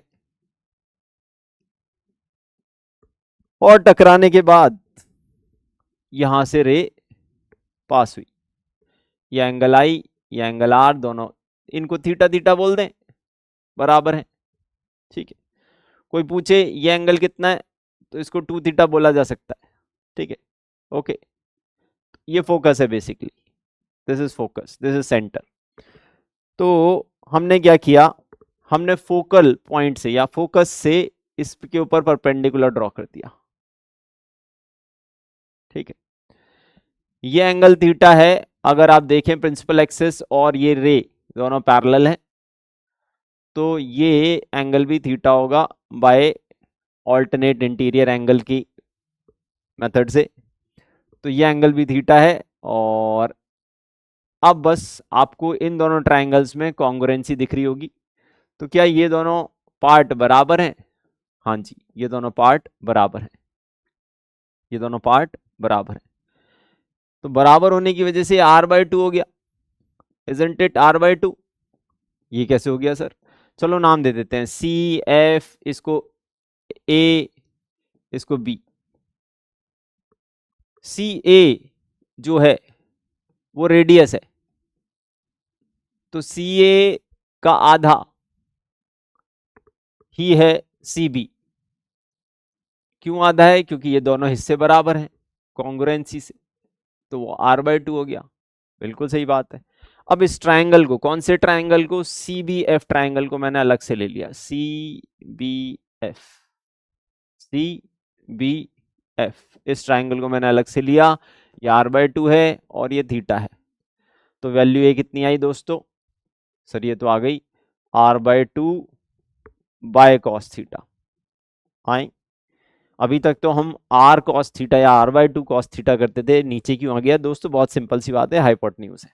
ठीक है, नहीं समझ में आ रहा तो आप ऐसे कर लें, इसको हाइपोटेन्यूज बोल दें, इसको बेस बोल दें और cos थीटा लिखें।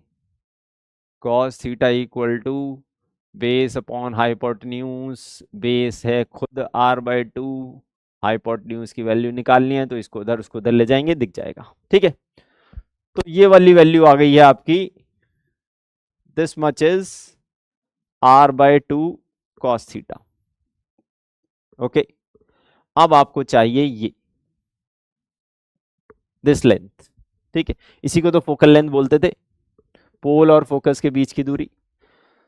तो फोकल लेंथ की वैल्यू आ रही है, फोकल लेंथ की वैल्यू आ रही है how much, how much, how much, r-r/2 cos theta. अरे सर, तो हमारे साथ धोखा हुआ है क्या बचपन से? हमें तो r/2 याद किया था। ठीक है, नहीं धोखा नहीं हुआ दोस्तों। ठीक है, आपको जो पढ़ाते हैं ना वो एक स्पेशल केस होता है, if theta tends to zero, if theta tends to zero, इन रेज को नाम दिया जाता है paraxial rays, paraxial rays. Okay, अगर थीटा जीरो की तरफ टेंड कर रहा है तो देखो फोकल लेंथ की वैल्यू क्या आ जाएगी? एफ की वैल्यू आ जाएगी r-r/2 विच इज r/2। ये आपने रटा हुआ है बिना जाने समझे। मगर अगर अगर मगर थीटा इज लार्ज तो आप फोकल लेंथ को r/2 ना बोलें, और उन रेज का नाम होता है मार्जिनल रेज। ऑल दो इस पर क्वेश्चंस कम ही पूछे गए हैं, बट ऐसा नहीं है कि angle I equal to angle r follow नहीं हो रहा है। ठीक है, इनफैक्ट ये एक स्पेशल केस है, ये तो एक जनरल केस है। तो फोकल लेंथ का फॉर्मूला ऊपर जो लिखा है वही है r-r/2 cos थीटा। ओके दोस्तों, तो ये खुफिया बातें आपको पता होनी चाहिए, पता लगे किसी दिन विपत्ति के समय में आपको ये हथियार निकालने की जरूरत पड़ जाए। ठीक है, और जिसके पास ये हथियार होंगे वही जीत पाएगा ये युद्ध। ठीक है, तो इंपॉर्टेंट बात है भाई। ठीक है, ध्यान रखें इन बातों का। ठीक, तो चलिए अब कुछ और इंपॉर्टेंट केसेस की तरफ मूव करते हैं। ओके दोस्तों, तो कुछ और इंपॉर्टेंट केसेस देखते हैं।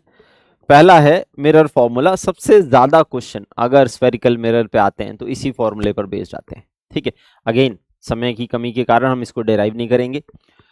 हाँ, एनसीईआरटी में इसका डेरिवेशन दिया है और मेरी सलाह है कि ये डेरिवेशन आप जरूर करके देखें, क्योंकि हो सकता है डेरिवेशन के अंदर घुसकर कुछ भारी क्वेश्चंस बनाए जा सके। तो यहाँ फॉर्मूला दे रहा हूं मैं, mirror formula is 1/v plus 1/u is equal to 1/f।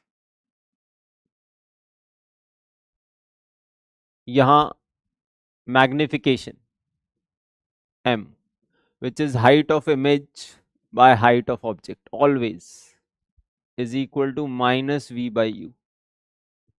यहाँ power of mirror in diopters is equal to minus 1 upon focal length in meters। focal length अगर मीटर में डाली जाएगी तो पावर अपने आप डायोप्टर्स में आ जाएगी। ओके दोस्तों, तो चलिए दोस्तों मिरर फॉर्मूले को पूरा डिटेल में और जानते हैं। मिरर फॉर्मूले में जो टर्म्स हैं इन्हीं को समझते हैं। U क्या है? U है object distance along principal axis from pole। Okay, ये पूरी U की डिटेल है भाई, जन्म पत्री खोल दी है मैंने। V image distance along principal axis from pole। F focal length, जो कि एक मिरर की इंट्रिंसिक प्रॉपर्टी या कहीं ज्योमेट्री बेस्ड थिंग, मीडियम वगैरह बदलने से क्वेश्चन आता है कि अगर मैंने मीडियम मतलब मिरर को किसी पानी में डाल दिया, किसी और लिक्विड में डाल दिया, ऑयल में डाल दिया, तो क्या फोकल लेंथ बदल जाएगी? नहीं, लेंस की बदलती है, मिरर की नहीं। ठीक है, तो it's a pure geometric thing. और height of image, height of object, ठीक है। एंड और क्या है? Power. Power is basically called converging power. अगर कोई भी चीज कन्वर्जिंग है, उसकी नेचर कन्वर्जिंग है, वो पैरेलल रेस को कन्वर्ज करके किसी एक पॉइंट पे मिलाने की कोशिश करती है, तो हमेशा पावर पॉजिटिव होती है। तो ये पावर का पूरा नाम होता है कन्वर्जिंग पावर। ठीक है, तो focal length, object, u v, ये सब पता लग गया। और यहाँ एक convention that direction of incident ray, direction of incident ray is taken as positive, opposite to that is negative।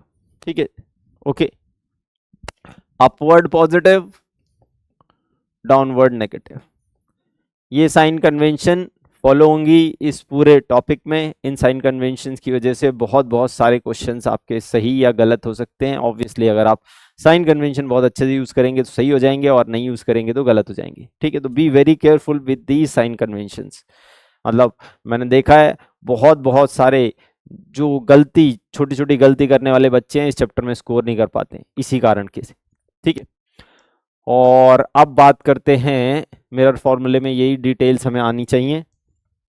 और वेलोसिटी ऑफ इमेज, बिल्कुल सही बात है, वेलोसिटी ऑफ इमेज। ध्यान से देखें, मिरर फॉर्मूले को ही अगर मैं डिफरेंशिएट कर दूं, 1/v plus 1/u equal to 1/f को अगर मैं डिफरेंशिएट कर दूं on differentiating with respect to time, on differentiating with respect to time, क्या मिलेगा मुझे? v की पावर -1। थोड़ा सा आप डिफरेंशिएशन का ध्यान रखें, v की पावर -1 का डिफरेंशिएशन, v की पावर -1 आगे v की पावर -2 dv/dt, और u की पावर आगे -1 u की पावर -2 du/dt। फोकल लेंथ का डिफरेंशिएशन 0 देगा क्योंकि फोकल लेंथ एक कांस्टेंट टर्म है। तो क्या मिला मुझे? ये मल्टीप्लाई में है। ठीक है, मुझे मिला dv/dt by v square is equal to minus of du/dt into u square। तो अगर कोई मुझसे बोले dv/dt बता दो, तो मैं बोलूंगा minus of v square by u square into du/dt, isn't it? अब इन टर्म्स को बहुत डिटेल में समझते हैं। What is dv/dt? v था क्या? v था ऑब्जेक्ट की दूरी प्रिंसिपल एक्सिस के अलोंग पोल से। पोल क्या है? पोल मिरर पर एक पॉइंट है, पोल कुछ और नहीं है, पोल मिरर पर पॉइंट है। ठीक है, तो हम बोल सकते हैं ऑब्जेक्ट की दूरी मिरर से प्रिंसिपल एक्सिस के अलोंग। तो dv बाई dt और du by dt, du by dt क्या होगा, यहां आ गई velocity of image, velocity of image. ध्यान से, ये v ऑब्जेक्ट इमेज डिस्टेंस नहीं है, ये वेलोसिटी ऑफ इमेज। पूरा चाहें तो मैं पूरा लिख देता हूं एक बार के लिए, कंफ्यूजन ना हो। तो dv बाई dt को मैं लिख रहा हूं velocity of image, velocity of image with respect to mirror, with respect to mirror. Mirror के रेस्पेक्ट में क्यों, क्योंकि ये जो v नापा जाता है ना, मिरर से ही नापा जाता है obviously, along principal axis, along principal axis is equal to minus v by u का स्क्वायर। ये मैग्निफिकेशन है, क्या एम स्क्वायर लिख दें, वरना वी बाई यू का स्क्वायर भी छोड़ सकते हो, आपकी मर्जी है। और यहां क्या टर्म बची, D you by D T. You क्या था, यू था ऑब्जेक्ट की दूरी मिरर से प्रिंसिपल एक्सिस के अलोंग, तो उसका रेट ऑफ चेंज होगा velocity of object, velocity of object with respect to mirror along principal axis, along principal axis। Okay, तो ये डिटेल होती हैं इस बड़े फॉर्मूले को ध्यान रखने की, और ये इंपॉर्टेंट डिटेल्स हैं दोस्तों, हाँ ध्यान रखें, ठीक है। तो बहुत ही इंपॉर्टेंट रिजल्ट है ये, और बहुत ज़्यादा जगह यूज होता है। तो इस रिजल्ट को हम छोटी फॉर्म में ऐसे लिख देते हैं, velocity of image with respect to mirror along principal axis, याद रखना है, is equal to minus m square velocity of object with respect to mirror, ठीक है। ओके, तो इस बॉक्स को रिटेन रखें, जिससे कि हम वेलोसिटी ऑफ इमेज वाले क्वेश्चन इस बॉक्स की हेल्प से कर पाए, ठीक है। Okay, got it. और ये डेरिवेशन कई जगह भारी क्वेश्चंस में यूज होती है। ये जो एक्सप्रेशन है, इसी एक्सप्रेशन को अगर मैं ऐसे यूज कर लूं, ध्यान से देखो, डी टी डी टी गायब कर दूं, d v d u, D v is equal to minus v by u का स्क्वायर डी यू। डी वी क्या है, small change in image position, small change in v, small change in v is equal to minus v by u का square into small change in u. Okay, तो ये भी result हम use करने वाले हैं अभी आगे के क्वेश्चंस में, ठीक है। तो अब बढ़िया भयंकर मजेदार गहरे क्वेश्चंस की शुरुआत होने वाली है, तो बी वेरी केयरफुल, आपको ये फंडे, ये कंसेप्ट पहले से आते हो, ठीक है। तो चलिए दोस्तों, बढ़िया क्वेश्चन से शुरुआत करते हुए पहला क्वेश्चन है आपके सामने, क्या है समझते हैं इसको। एक रे ऑफ लाइट है incident on a concave mirror, it is parallel to principal axis and height from the principal axis is equal to the focal length of the mirror. Focal length of the mirror मतलब r/2, paraxial रे की बात कर रहा है वो, ठीक है। अगर पैराएक्सियल रे के फोकल लेंथ के बराबर की दूरी पर, तो इसलिए डायग्राम में यहाँ r/2 दिखा दिया है, ठीक है। r/2 दूरी पर एक रे ऐसे करके गिरती है, टकराने के बाद वो बी से पास होती है, और आपको बताना है find the ratio of the distance of point B from the centre of curvature and r/2, ठीक है। सेंटर ऑफ कर्वेचर कहीं मान लेते हैं, ये रहा सेंटर ऑफ कर्वेचर, ठीक है। तो ये दूरी कुछ निकलेगी, और आंसर जो है आपका, आंसर है C B divided by r/2। Okay, ये आपको सॉल्व करना है, C B divided by r/2। पहला विचार क्या आता है, C B divided by r/2, तो सर 1 है, 1 तो ऑप्शन में भी नहीं दिया एक भी, ठीक है। तो कम से कम ऑप्शन तो आपको सही रास्ते पर ले जाने के लिए धक्का मार रहे हैं। तो सी बी r/2 नहीं है, सी बी r/2 नहीं है, ठीक है। जबकि हम ये याद करते हैं कि ये r/2, ये r/2, तो ऑब्वियसली ये डिफरेंट केस है, ये मार्जिनल रेज का केस है, ये पैराएक्सियल रेज का केस नहीं है। तो निकालते हैं सी बी की वैल्यू क्या है, और r/2 से रेशो लेना है। यहां से हमने एक नॉर्मल ड्रॉ किया, ये नॉर्मल ड्रॉ हुआ, ये दोनों एंगल बराबर थे। ठीक है, रे डायग्राम बहुत ध्यान से बनाना होगा दोस्तों। ये r/2 है, ये दे रखा है। ये रेडियस है, ये r/2 है। तो अगर आप इस ट्राइंगल की बात करें, किस ट्राइंगल की, सी ए और इसको कुछ बोल दो बी, नहीं बी नहीं, सी ए और D, in triangle C A D, in triangle C A D, C A D triangle में ये ए है, ये सी है, ये डी है। ये एंगल चाहिए, ये रेडियस के बराबर है और ये r/2 के बराबर है, ये दे रखा है। तो एंगल तो दोस्तों दिख गया, थीटा कितना है। ठीक है, ये भी थीटा ही होगा ऑब्वियसली। कितना है थीटा? थीटा आ गया 30 डिग्री। कैसे? यहां से अगर आप देखें तो sine theta comes out to be perpendicular by base, sorry perpendicular by hypotenuse which is 1/2, so theta is 30 degree. Theta की वैल्यू 30 डिग्री आ गई दोस्तों। थीटा की वैल्यू 30 डिग्री आते ही अब आप यहां से एक परपेंडिकुलर ड्रॉ करते हैं इस पर। बिल्कुल ये वही डेरिवेशन ही है जो अभी हमने किया था, 90 डिग्री बनाया। इसको कुछ नया नाम दे दो, F. In triangle C F B, obviously ये दोनों कॉन्ग्रुएंट है, तो C F is equal to F A, C F is equal to F A, क्योंकि कॉन्ग्रुएंट हो गए। और फिर से मैंने एक ट्राइंगल बनाया, यहां से परपेंडिकुलर डाला था। ये एफ है, ये सॉरी ये बी है, ये एफ है, ये एफ पॉइंट है, फोकल लेंथ नहीं है, ध्यान रखना। ये 90 डिग्री है, ये एंगल 30 डिग्री है और ये रेडियस का आधा आ चुका है। तो आपसे पूछा जा रहा है what is this C B. आपने कहा cos 30 लगा देते हैं, cos 30 is equal to base upon hypotenuse C B. और जस्ट इसी का तो आंसर पलट के, तो C B by r/2 is nothing but 1/cos 30। What is 1/cos 30? 1/cos 30 is 2/√3. So that is your answer। दो लाइनों का क्वेश्चन था, मगर हाँ ऑब्वियसली अच्छा क्वेश्चन है।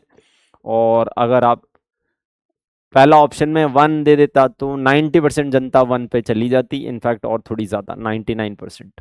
ठीक है, तो be very careful with these type of tricky questions, बहुत ध्यान रखने की ज़रूरत है दोस्तों।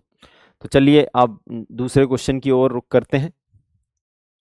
ओके दोस्तों, तो दूसरा क्वेश्चन आपके सामने 1 करोड़ रुपए के लिए। ठीक है, तो क्या है? The distance of an object from a spherical mirror is equal to the focal length of the mirror then the images. ये क्वेश्चन ना बहुत सही एक्सपेरिमेंट है, मतलब ये बताता है कि आप पढ़ते कुछ और हो, आप सोचते कुछ और हो, और करते तो फिर कुछ और ही हो, और होता और कुछ और है। ठीक है, तो कहाँ से शुरुआत होती है और कहाँ पहुँच जाते हैं। तो यहाँ लिखा है ऑब्जेक्ट की दूरी ना मिरर से फोकल लेंथ के बराबर है, मगर बहुत सारे लोग ये सोच चुके होंगे कि ऑब्जेक्ट फोकस पर रखा है।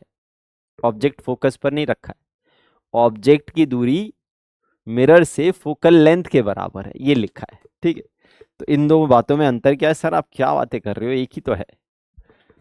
ठीक है, जैसे कि मान लेते हैं यहाँ कोई मिरर के बारे में तो बताया नहीं है, कौन सा मिरर है, कॉनकेव मिरर, कॉन्वेक्स मिरर, कोई भी ले लो।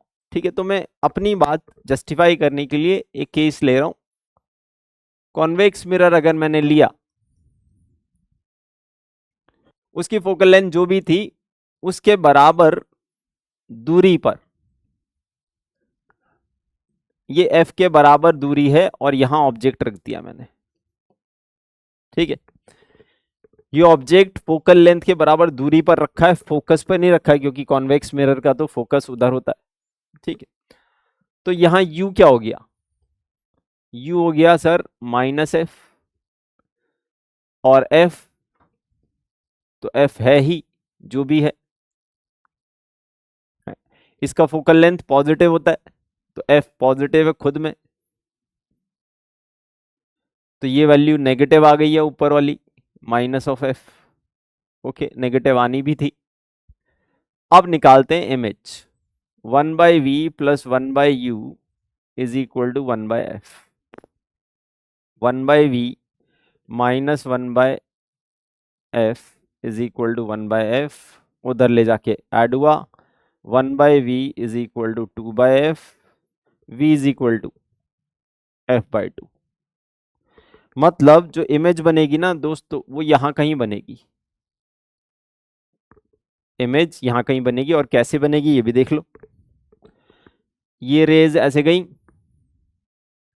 टकरा के ये फैली, क्योंकि ये डाइवर्जिंग मिरर है,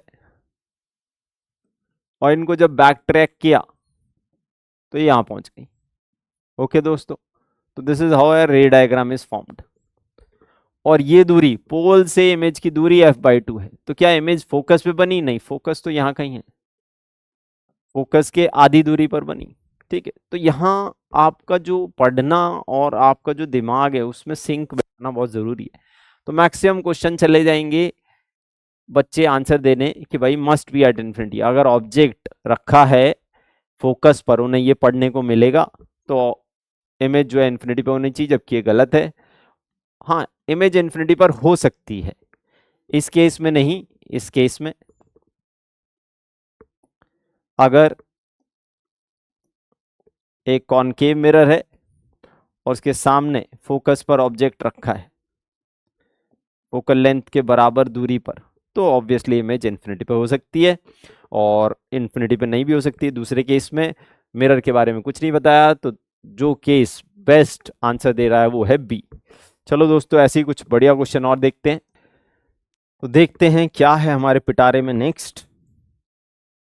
यहां पर हमारे सामने आया एक क्वेश्चन, ठीक है, क्या है? The reflecting surface is represented by the equation. ओ हो, ये स्फेरिकल मिरर नहीं है, तो जो भी मिरर के फॉर्मूले थे, मिरर फॉर्मूला वगैरह सब ध्वस्त, सिर्फ लॉ चलेगा। ठीक है, लॉ की दादागिरी चलेगी यहाँ पर। तो 2x equal to y square as shown in the figure, parabolic mirror है। आपके जो हेडलैम्प्स होते हैं कार के, उनमें ये मिरर यूज होता है। ए रे is travelling horizontal become vertical after reflection. एक रे जो सीधी सीधी आ रही थी टकराने के बाद वर्टिकल हो जाती है। The coordinate of point of incidence बताना है। ठीक है, किस पॉइंट पर रे टकराई होगी। तो चलिए दोस्तों, एक रे ले लेते हैं जो कि हॉरिजॉन्टल थी, यहां कहीं टकराई। ठीक है, लग रही है हॉरिजॉन्टल, हाँ मुझे तो लग रही है, और टकराने के बाद वर्टिकल हो गई, ऐसी हो गई। ठीक है, तो अगर मैं यहां नॉर्मल ड्रॉ करूं, नॉर्मल किस ब्लैक कलर से ड्रॉ कर देते हैं, ये नॉर्मल रहा होगा। Normal, normal obviously incident ray और रिफ्लेक्टेड रे का बाइसेक्टर होता है, तो ये अगर 90 डिग्री है तो ये 45 डिग्री रहा होगा। और अगर मैं यहीं पर एक टेंजेंट ड्रॉ करूं दोस्तों, यहीं पर अगर मैं एक टेंजेंट ड्रॉ करूं, तो वो टेंजेंट हॉरिजॉन्टल के साथ ये एंगल कितना बना रही होगी? 90 था पूरा, इसलिए मैंने इसको 45 कर दिया, तो ये भी 45 होगा। तो मतलब slope of the tangent, slope of the tangent कितना दिख रहा है आपको? Tangent must makes 45 with x-axis, with x-axis. Okay, तो slope of the tangent, slope of tangent is 1, 1045 means 1। यहाँ थोड़ा सा मैं ना मिसमैच कर रहा हूँ, या कहें मैं थोड़ा सा खुफिया चीज आपको नहीं बता रहा हूँ, बट हाँ अब मैं बता देता हूँ क्या है। रे नीचे भी तो आ सकती है, इंसिडेंट रे किसने मना किया कि नीचे टक्कर नहीं मार सकती? हाँ मार सकती है। उस केस में वर्टिकल हो जाएगी, ये वर्टिकल अप थोड़ी है, वर्टिकल डाउन भी हो सकता है। तो उस केस में जो टेंजेंट है ना वो ऐसी बनेगी, उस केस में टेंजेंट ऐसी बनेगी। इसका स्लोप माइनस है, इसका स्लोप प्लस है, तो ऑब्वियसली यहाँ स्लोप के ना दो पॉसिबल ऑप्शन है, एक प्लस और एक -1। बट हाँ, फॉर सिंप्लिसिटी मैंने +1 ले लिया था, जो कि अब मैंने आपको वापस से समझा दिया। ठीक है, तो स्लोप ऑफ टेंजेंट पता है स्लोप ऑफ टेंजेंट क्या होता है? dy by D x. dy by D x आपको +-1 चाहिए। क्या ऊपर वाली इक्वेशन से, क्या इस इक्वेशन से आप dy बाई डी एक्स निकाल सकते हो? हाँ जी, डिफरेंशिएट कर रहा हूं मैं। 2x का डिफरेंशिएशन 1, वाई स्क्वायर का 2y और dy बाई डी एक्स। अगर आपको ये नहीं आता तो यहाँ आप फंस जाएंगे। सो dy बाई डी एक्स मुझे दिख रहा है क्या? 1/y इज इक्वल टू +-1, तो y इक्वल टू +-1 और x equal to +-½ sorry x equal to half, क्योंकि y का स्क्वायर है तो y -1 हो तो भी, और x इक्वल टू हाफ। तो कौन सा ऑप्शन? x की वैल्यू हाफ है और y की वैल्यू 1 भी है और -1 भी है, तो ये दोनों आंसर सही हैं भाई। ए और डी दोनों सही हैं, ठीक है, ए और डी बोथ आर करेक्ट। हाँ, मल्टीपल करेक्ट आपको नहीं पूछे जाते, मगर हाँ ये क्वेश्चन तो अच्छा है ना यार, ठीक है। तो चलिए हमारे पिटारे में और ढूंढते हैं क्या मिलता है हमें। तो चलिए दोस्तों, अब अगले क्वेश्चन की ओर रुख करते हुए, एक स्क्वायर है ABCD, ठीक है, ये छोटा सा स्क्वायर है ABCD, दिख रहा होगा आपको, और 15 सेंटीमीटर दूर एक कॉनकेव मिरर से रखा है, और कॉनकेव मिरर की फोकल लेंथ है 10 सेंटीमीटर। हाँ, आपको इस स्क्वायर की जो इमेज बनेगी उस इमेज का पैरीमीटर बताना है। भारी क्वेश्चन दोस्तों, दिल थाम के बैठ जाएं, ठीक है, थोड़ा सा बड़ा भी है, ठीक है। हाँ, मगर इसके छोटे छोटे हिस्से बना के छोटे ऑब्जेक्टिव क्वेश्चन बहुत सारे बनाए जा सकते हैं, 3-4 क्वेश्चन बनेंगे इसमें, ठीक है। तो चलिए इस क्वेश्चन को पूरा डिटेल में जानते हैं। तो क्या बोल रहा है ये?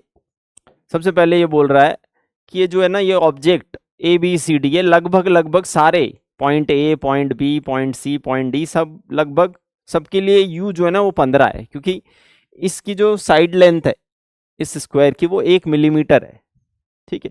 ये कहाँ लिखा है? यहाँ लिखा है, ठीक, बहुत छोटा स्क्वायर है। तो DA लगभग 15 सेंटीमीटर दूर है, तो सबके लिए U जो है for all points is -15 centimetre.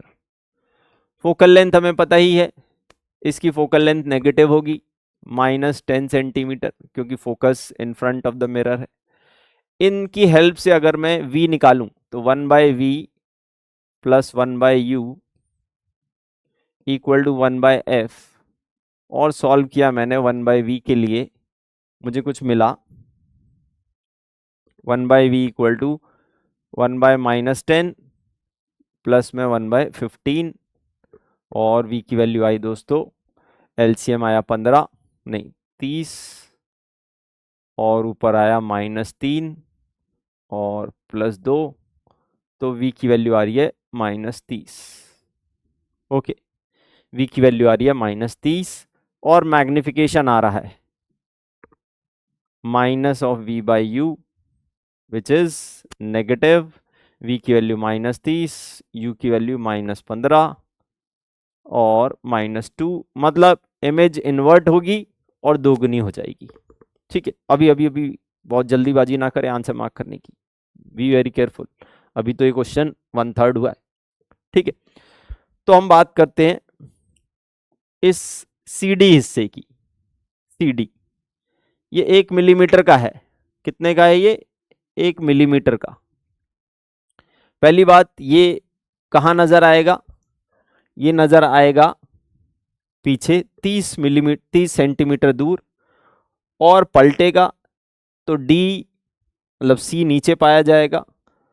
तो ये जो दिखाई देगा वो यहाँ कहीं, इसी लाइन को अगर मैं एक्सटेंड करूं तो यहाँ पर, और कितना? 1 मिलीमीटर का 2 मिलीमीटर। C यहाँ नजर आएगा, C की इमेज को C' बोल देते हैं, ये D' बोल देते हैं, ठीक है दोस्तों। ये 2 मिलीमीटर का, 2 मिलीमीटर का क्यों? क्योंकि मैग्निफिकेशन -2 है, माइनस की वजह से पलट गया और 2 गुना हो गया, ठीक है। अब AB ध्यान से देखो दोस्तों, इसका फोकस यहां है,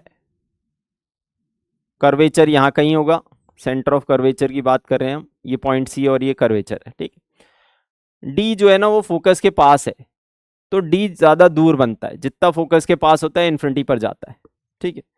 तो जो ए होगा, ए और बी यहाँ बनेंगे, ए और बी यहाँ बनेंगे, यहाँ ए की इमेज आएगी, यहाँ बी की इमेज आएगी, ए डैश बी डैश।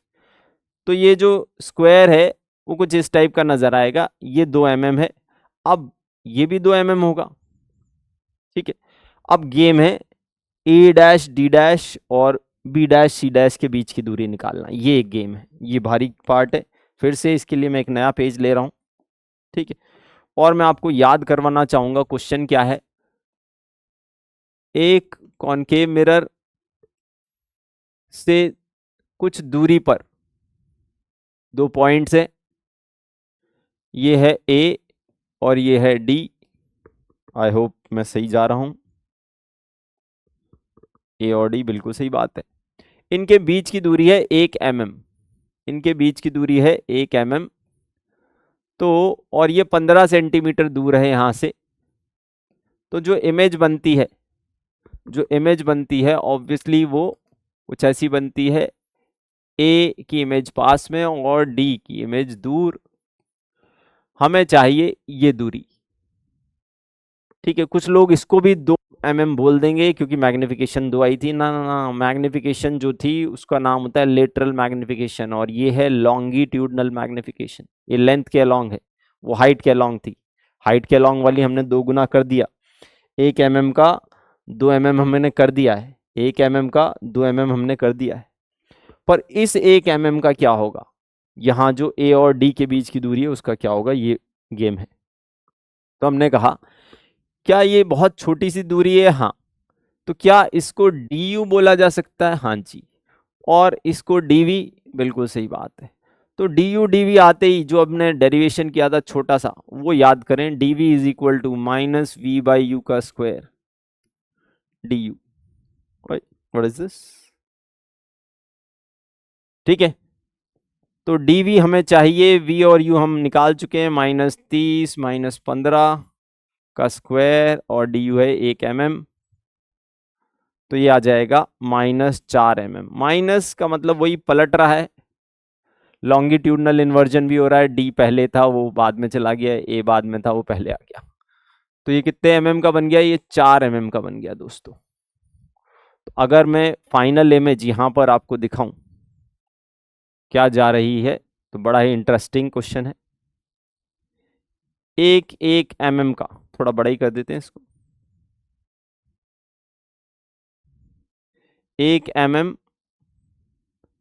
mm का स्क्वायर बन रहा था, A B C D. Image बनी इधर, ए पास में चला गया, डी दूर चला गया। जो स्क्वायर की ऊंचाई बनी वो 2 mm बनी, मगर जो स्क्वायर की लंबाई बनी वो 4 mm बनी। तो यहाँ ये स्क्वायर था और यहाँ ये रेक्टेंगल हो गया दोस्तों, ये भी पूछा जा सकता है। ओके, जब एक क्वेश्चन को करें ना तो उसकी तह तक उसकी बिल्कुल सारी पुश्ते, बही खाता, जन्मपत्री जान लेनी चाहिए। तो ये रेक्टेंगल हो गया है और इस पूरे रेक्टेंगल का पेरीमीटर अगर आप निकालेंगे तो पेरीमीटर आ जाएगा हाउ मच, 4 + 4 दो साइड और दो साइड 2 + 2, तो टोटल आ गया है 8 और 4 12 mm। ओके, 12 mm का आप पेरीमीटर हो चुका है। तो ये बहुत ही शानदार क्वेश्चन था दोस्तों, भारी क्वेश्चन था, हमें 2 पेज लग गए और 5-7 मिनट भी लगे, ठीक है। तो इस क्वेश्चन को ज़रूर दोबारा देखें क्योंकि इसमें छोटे छोटे क्वेश्चन छिपे हैं, ठीक है। तो देखते हैं हमारे पिटारे में और ढूंढते हैं क्या मिलता है हमें। ओके दोस्तों, तो आगे बढ़ा जाए। हा ला ला ला ला ला, आगे आपके सामने जेई एडवांस 2018 का एक क्वेश्चन, ठीक है। हाँ, हम सारे जेई एडवांस के क्वेश्चन नहीं ला रहे हैं, ठीक है। कुछ रेलेवेंट जो कम मैथमेटिकल हों, छोटे सॉल्यूशंस हों, हैं, और अच्छे कंसेप्ट तो हों ही, ठीक है। तो वो क्वेश्चन हम आपके सामने रख रहे हैं। तो यहाँ देखते हैं इस क्वेश्चन में क्या मिलता है हमें। f/2, ठीक है, f/2।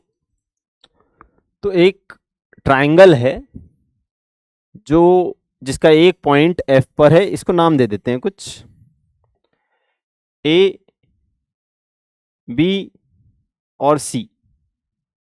ये triangle ABC right angle triangle है जिसका एक पॉइंट फोकस पर है, दूसरा मिरर से f/2 दूरी पर है और राइट एंगल ट्राइंगल है, 45 डिग्री बना रहा है, तो आइसोसेलेस है, ये हाइट भी f/2 होगी। ठीक है, तो सबसे आसान है कि कहाँ ए की इमेज कहाँ बनेगी, तो ए की इमेज तो इन्फिनिटी पे बनेगी, तो पक्की बात है ट्राइंगल इन्फिनिटी तक खिंचेगा क्योंकि ए पॉइंट इन्फिनिटी पर जा रहा है। ठीक है, तो ये दो तो ऑप्शंस हट ही गए। अब बारी आती है इन दोनों में से। ठीक है, क्यों ये दो ऑप्शन हट गए? क्योंकि इसमें पूरा ट्राइंगल इन्फिनिटी तक नहीं पहुंचाया, यहां भी इन्फिनिटी तक नहीं पहुंचाया। ठीक है, ऑब्वियसली ट्राइंगल इन्फिनिटी तक पहुंच भी नहीं सकता है। ठीक है, तो ये दो ऑप्शन हट गए। अब बारी आती है इन दो ऑप्शंस की और इन दो में से हम सटीक तरीके से जांचते हैं। तो इस डायग्राम की सुंदरता दिखाने के लिए मुझे एक पेज लगेगा, यहां मैं एक डायग्राम बना लेता हूं।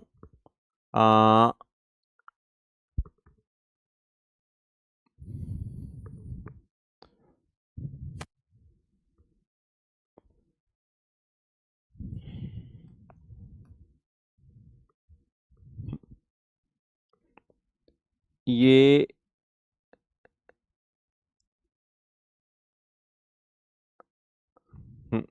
ये फोकस ये f/2 पर, इस पॉइंट का नाम A था, इसका B और इसका C। आई होप मैंने सारी चीज़ें सही ली हैं। ABC बिल्कुल सही बात है। अब मुझे इमेज बनानी है, तो ध्यान से देखें दोस्तों, मैं इस लाइन पर दो बिंदु ले रहा हूं, एक यहां ग्रीन पॉइंट का नाम कुछ भी दे सकते हैं, उससे एक रे इस डायरेक्शन में जाएगी, ये रे फोकस से आ रही है तो टकराने के बाद पैरेलल होनी है, पक्की बात है।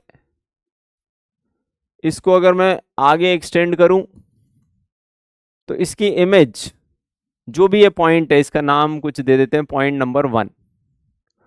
पॉइंट नंबर 1 की इमेज इस ग्रीन लाइन पर बनेगी कहीं, मुझे नहीं पता कहां, मगर हाँ इसी ग्रीन लाइन पर पॉइंट नंबर 1 की इमेज बनेगी। अगर पॉइंट नंबर 2 की बात करें, पॉइंट नंबर 2 से भी एक लाइन ऐसी पास कराई जा सकती है और टकराने के बाद ये लाइन भी पैरेलल होगी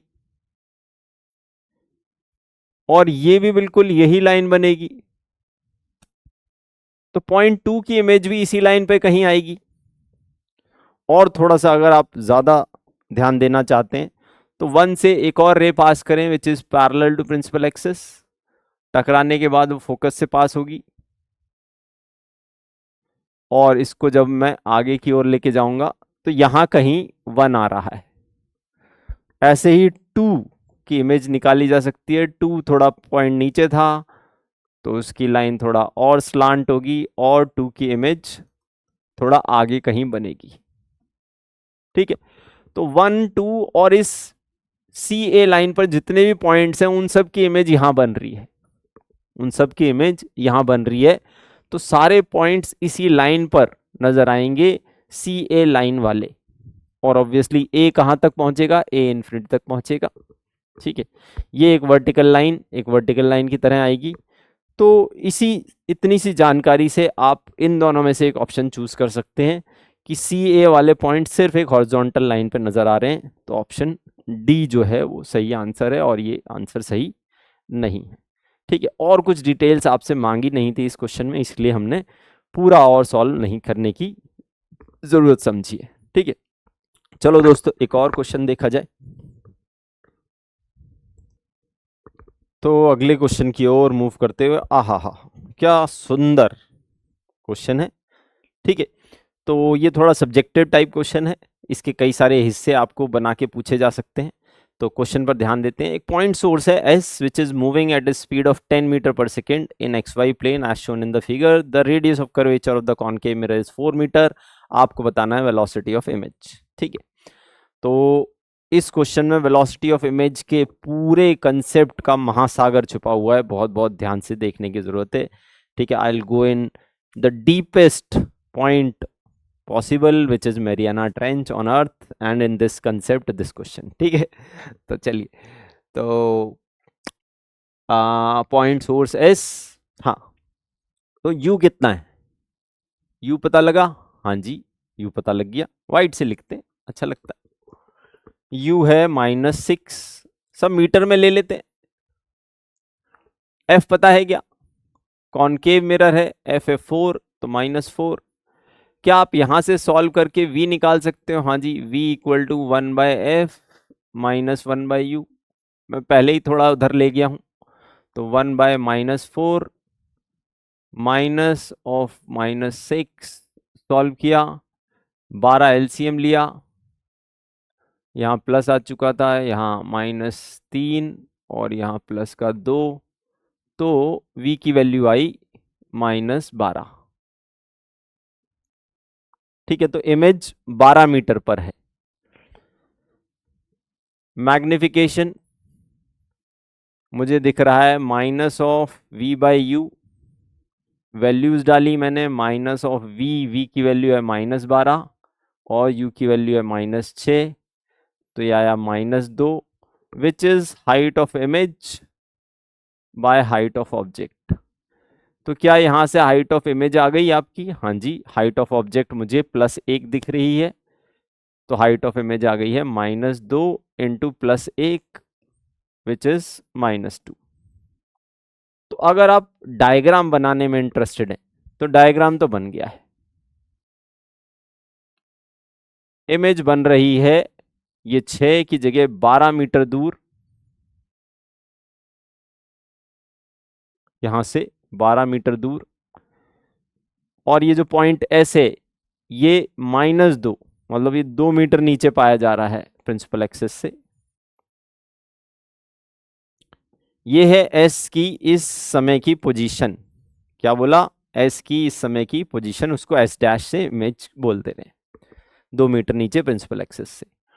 अभी क्वेश्चन तो आधा ही हुआ है भाई, ये थोड़ी निकालना था, निकालना है वेलोसिटी ऑफ इमेज। तो हमने वेलोसिटी ऑफ ऑब्जेक्ट के 2 टुकड़े किए, 10 cos 37 which is 8 metre per second, और दूसरे वाला कंपोनेंट आएगा 6 मीटर पर सेकेंड, 10 sin 37 निकाल लेना दोस्तों, ठीक है, 6। तो अगर मैं ये वाला एक्सप्रेशन यूज करूं जो हमने पहले निकाला था, velocity of image with respect to mirror is -v/u का square velocity of object respect to mirror. तो क्या यहाँ मैं 10 डाल सकता हूँ, नहीं। ये कौन से कंपोनेंट थे, ध्यान से, ये कौन से कंपोनेंट थे, ये वो कंपोनेंट थे जो प्रिंसिपल एक्सिस के पैरेलल है, ठीक है, वरना तो अभी जस्ट कॉल बैक करें, इस वीडियो में हमने ये बहुत ध्यान से बताया। तो ये वो कंपोनेंट है जो प्रिंसिपल एक्सिस के पैरेलल है। तो ये कौन से कंपोनेंट हो गया ऑब्जेक्ट का, 8 वाला प्रिंसिपल एक्सिस के पैरेलल, हाँ यहाँ स्क्वायर आता है, सॉरी, v/u -2 है तो -2 का स्क्वायर, नहीं ये तो प्लस ही है, तो 2 का स्क्वायर, और velocity of object respect to mirror along principal axis is +8 -8 in the direction of incident ray. ये velocity in the direction of incident ray, ये पॉजिटिव दिशा है, तो +8 और सॉल्व किया तो ये आ गया -8 चौक 32 मीटर पर सेकेंड। तो मतलब इमेज की वेलोसिटी इस दिशा में आ रही है 32 मीटर पर सेकेंड, पर अभी भी आधा ही गेम हुआ है, ये वाला टुकड़ा तो पता ही नहीं, इमेज की वेलोसिटी का दूसरा कंपोनेंट। तो बहुत बहुत ध्यान से देखें, वो उस कंपोनेंट में तो मतलब बस आत्मा आपकी निकल ही जाएगी, ठीक है, तो रोके रखें उसको, पकड़े रखें, अपने शरीर से जुदा ना होने दें। तो यहाँ पर अभी हमें वो वाला कंपोनेंट, इस 6 का क्या होगा, इस 6 का क्या होगा, ध्यान से देखें, ये 6 क्या कर रहा है, ये 6 हाइट ऑफ ऑब्जेक्ट बदल रहा है, 6 है हाइट ऑफ ऑब्जेक्ट के बदलने की रेट।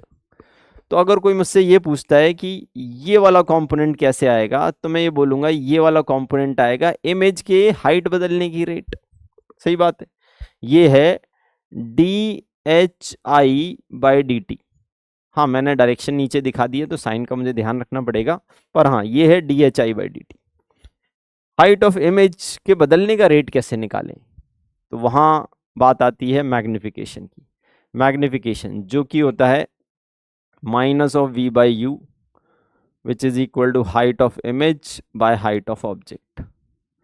इसको इधर उधर मल्टीप्लाई कर दें तो ये आता है height of image into u is equal to minus times height of object into v। इस पूरी इक्वेशन को अगर मैं डिफरेंशिएट कर दूं और प्रोडक्ट रूल का ध्यान रखूं, ध्यान से देखना, यहाँ h i और u दोनों ही वेरिएबल है, तो DHI/dt into u as it is. Please आत्मा को शरीर से जुदा ना होने दें। Height of image du/dt। ठीक है, although I am trying to push your limits, but हाँ मेरी पूरी इच्छा है आप भारी चीज़ें भी समझ पाएं। DHO/dt into v plus HO into dv/dt। अब दोस्तों कुछ नहीं करना है, सिर्फ वैल्यूज डाल देनी है। DHI/dt इज योर आंसर, ये निकालना है, ये निकालना है। u DHI/dt ये निकालना है। u की वैल्यू कितनी है, u की वैल्यू है -6। हाइट ऑफ इमेज की वैल्यू है -2। du/dt ये रहा +8।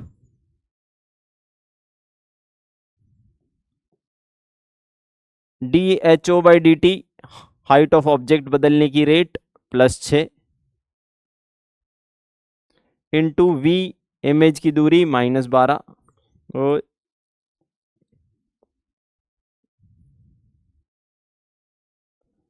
और प्लस में HO height of object +1 into dv/dt। dv/dt ये था, dv/dt इज -32। और जरा सॉल्व करें, यहाँ पर जगह कम हो गई है तो मैं यहाँ जा रहा हूँ। DHI/dt comes out to B, इधर वाला ब्रैकेट सॉल्व किया, ये हो गया -72 एंड -32, -72 एंड -32 104, माइनस का 104 नहीं, माइनस का नहीं प्लस का हो जाएगा। दोस्तों कैलकुलेशन का ध्यान रखें। और उसमें 8 दूनी 16, 16 जुड़ गए +16 by 6 with a minus sign, तो ये आ गया 120/6। 120/6 is 20 with a minus sign, तो ये वाली वैल्यू है 20। तो वेलोसिटी ऑफ इमेज है 32 इधर और 20 इधर। अगर आप चाहें तो इसको फाइनली ऐसे देखें, 32 इधर 20 इधर, और मैग्नीट्यूड भी निकाला जा सकता है, पर हाँ इतना ही छोड़ दें।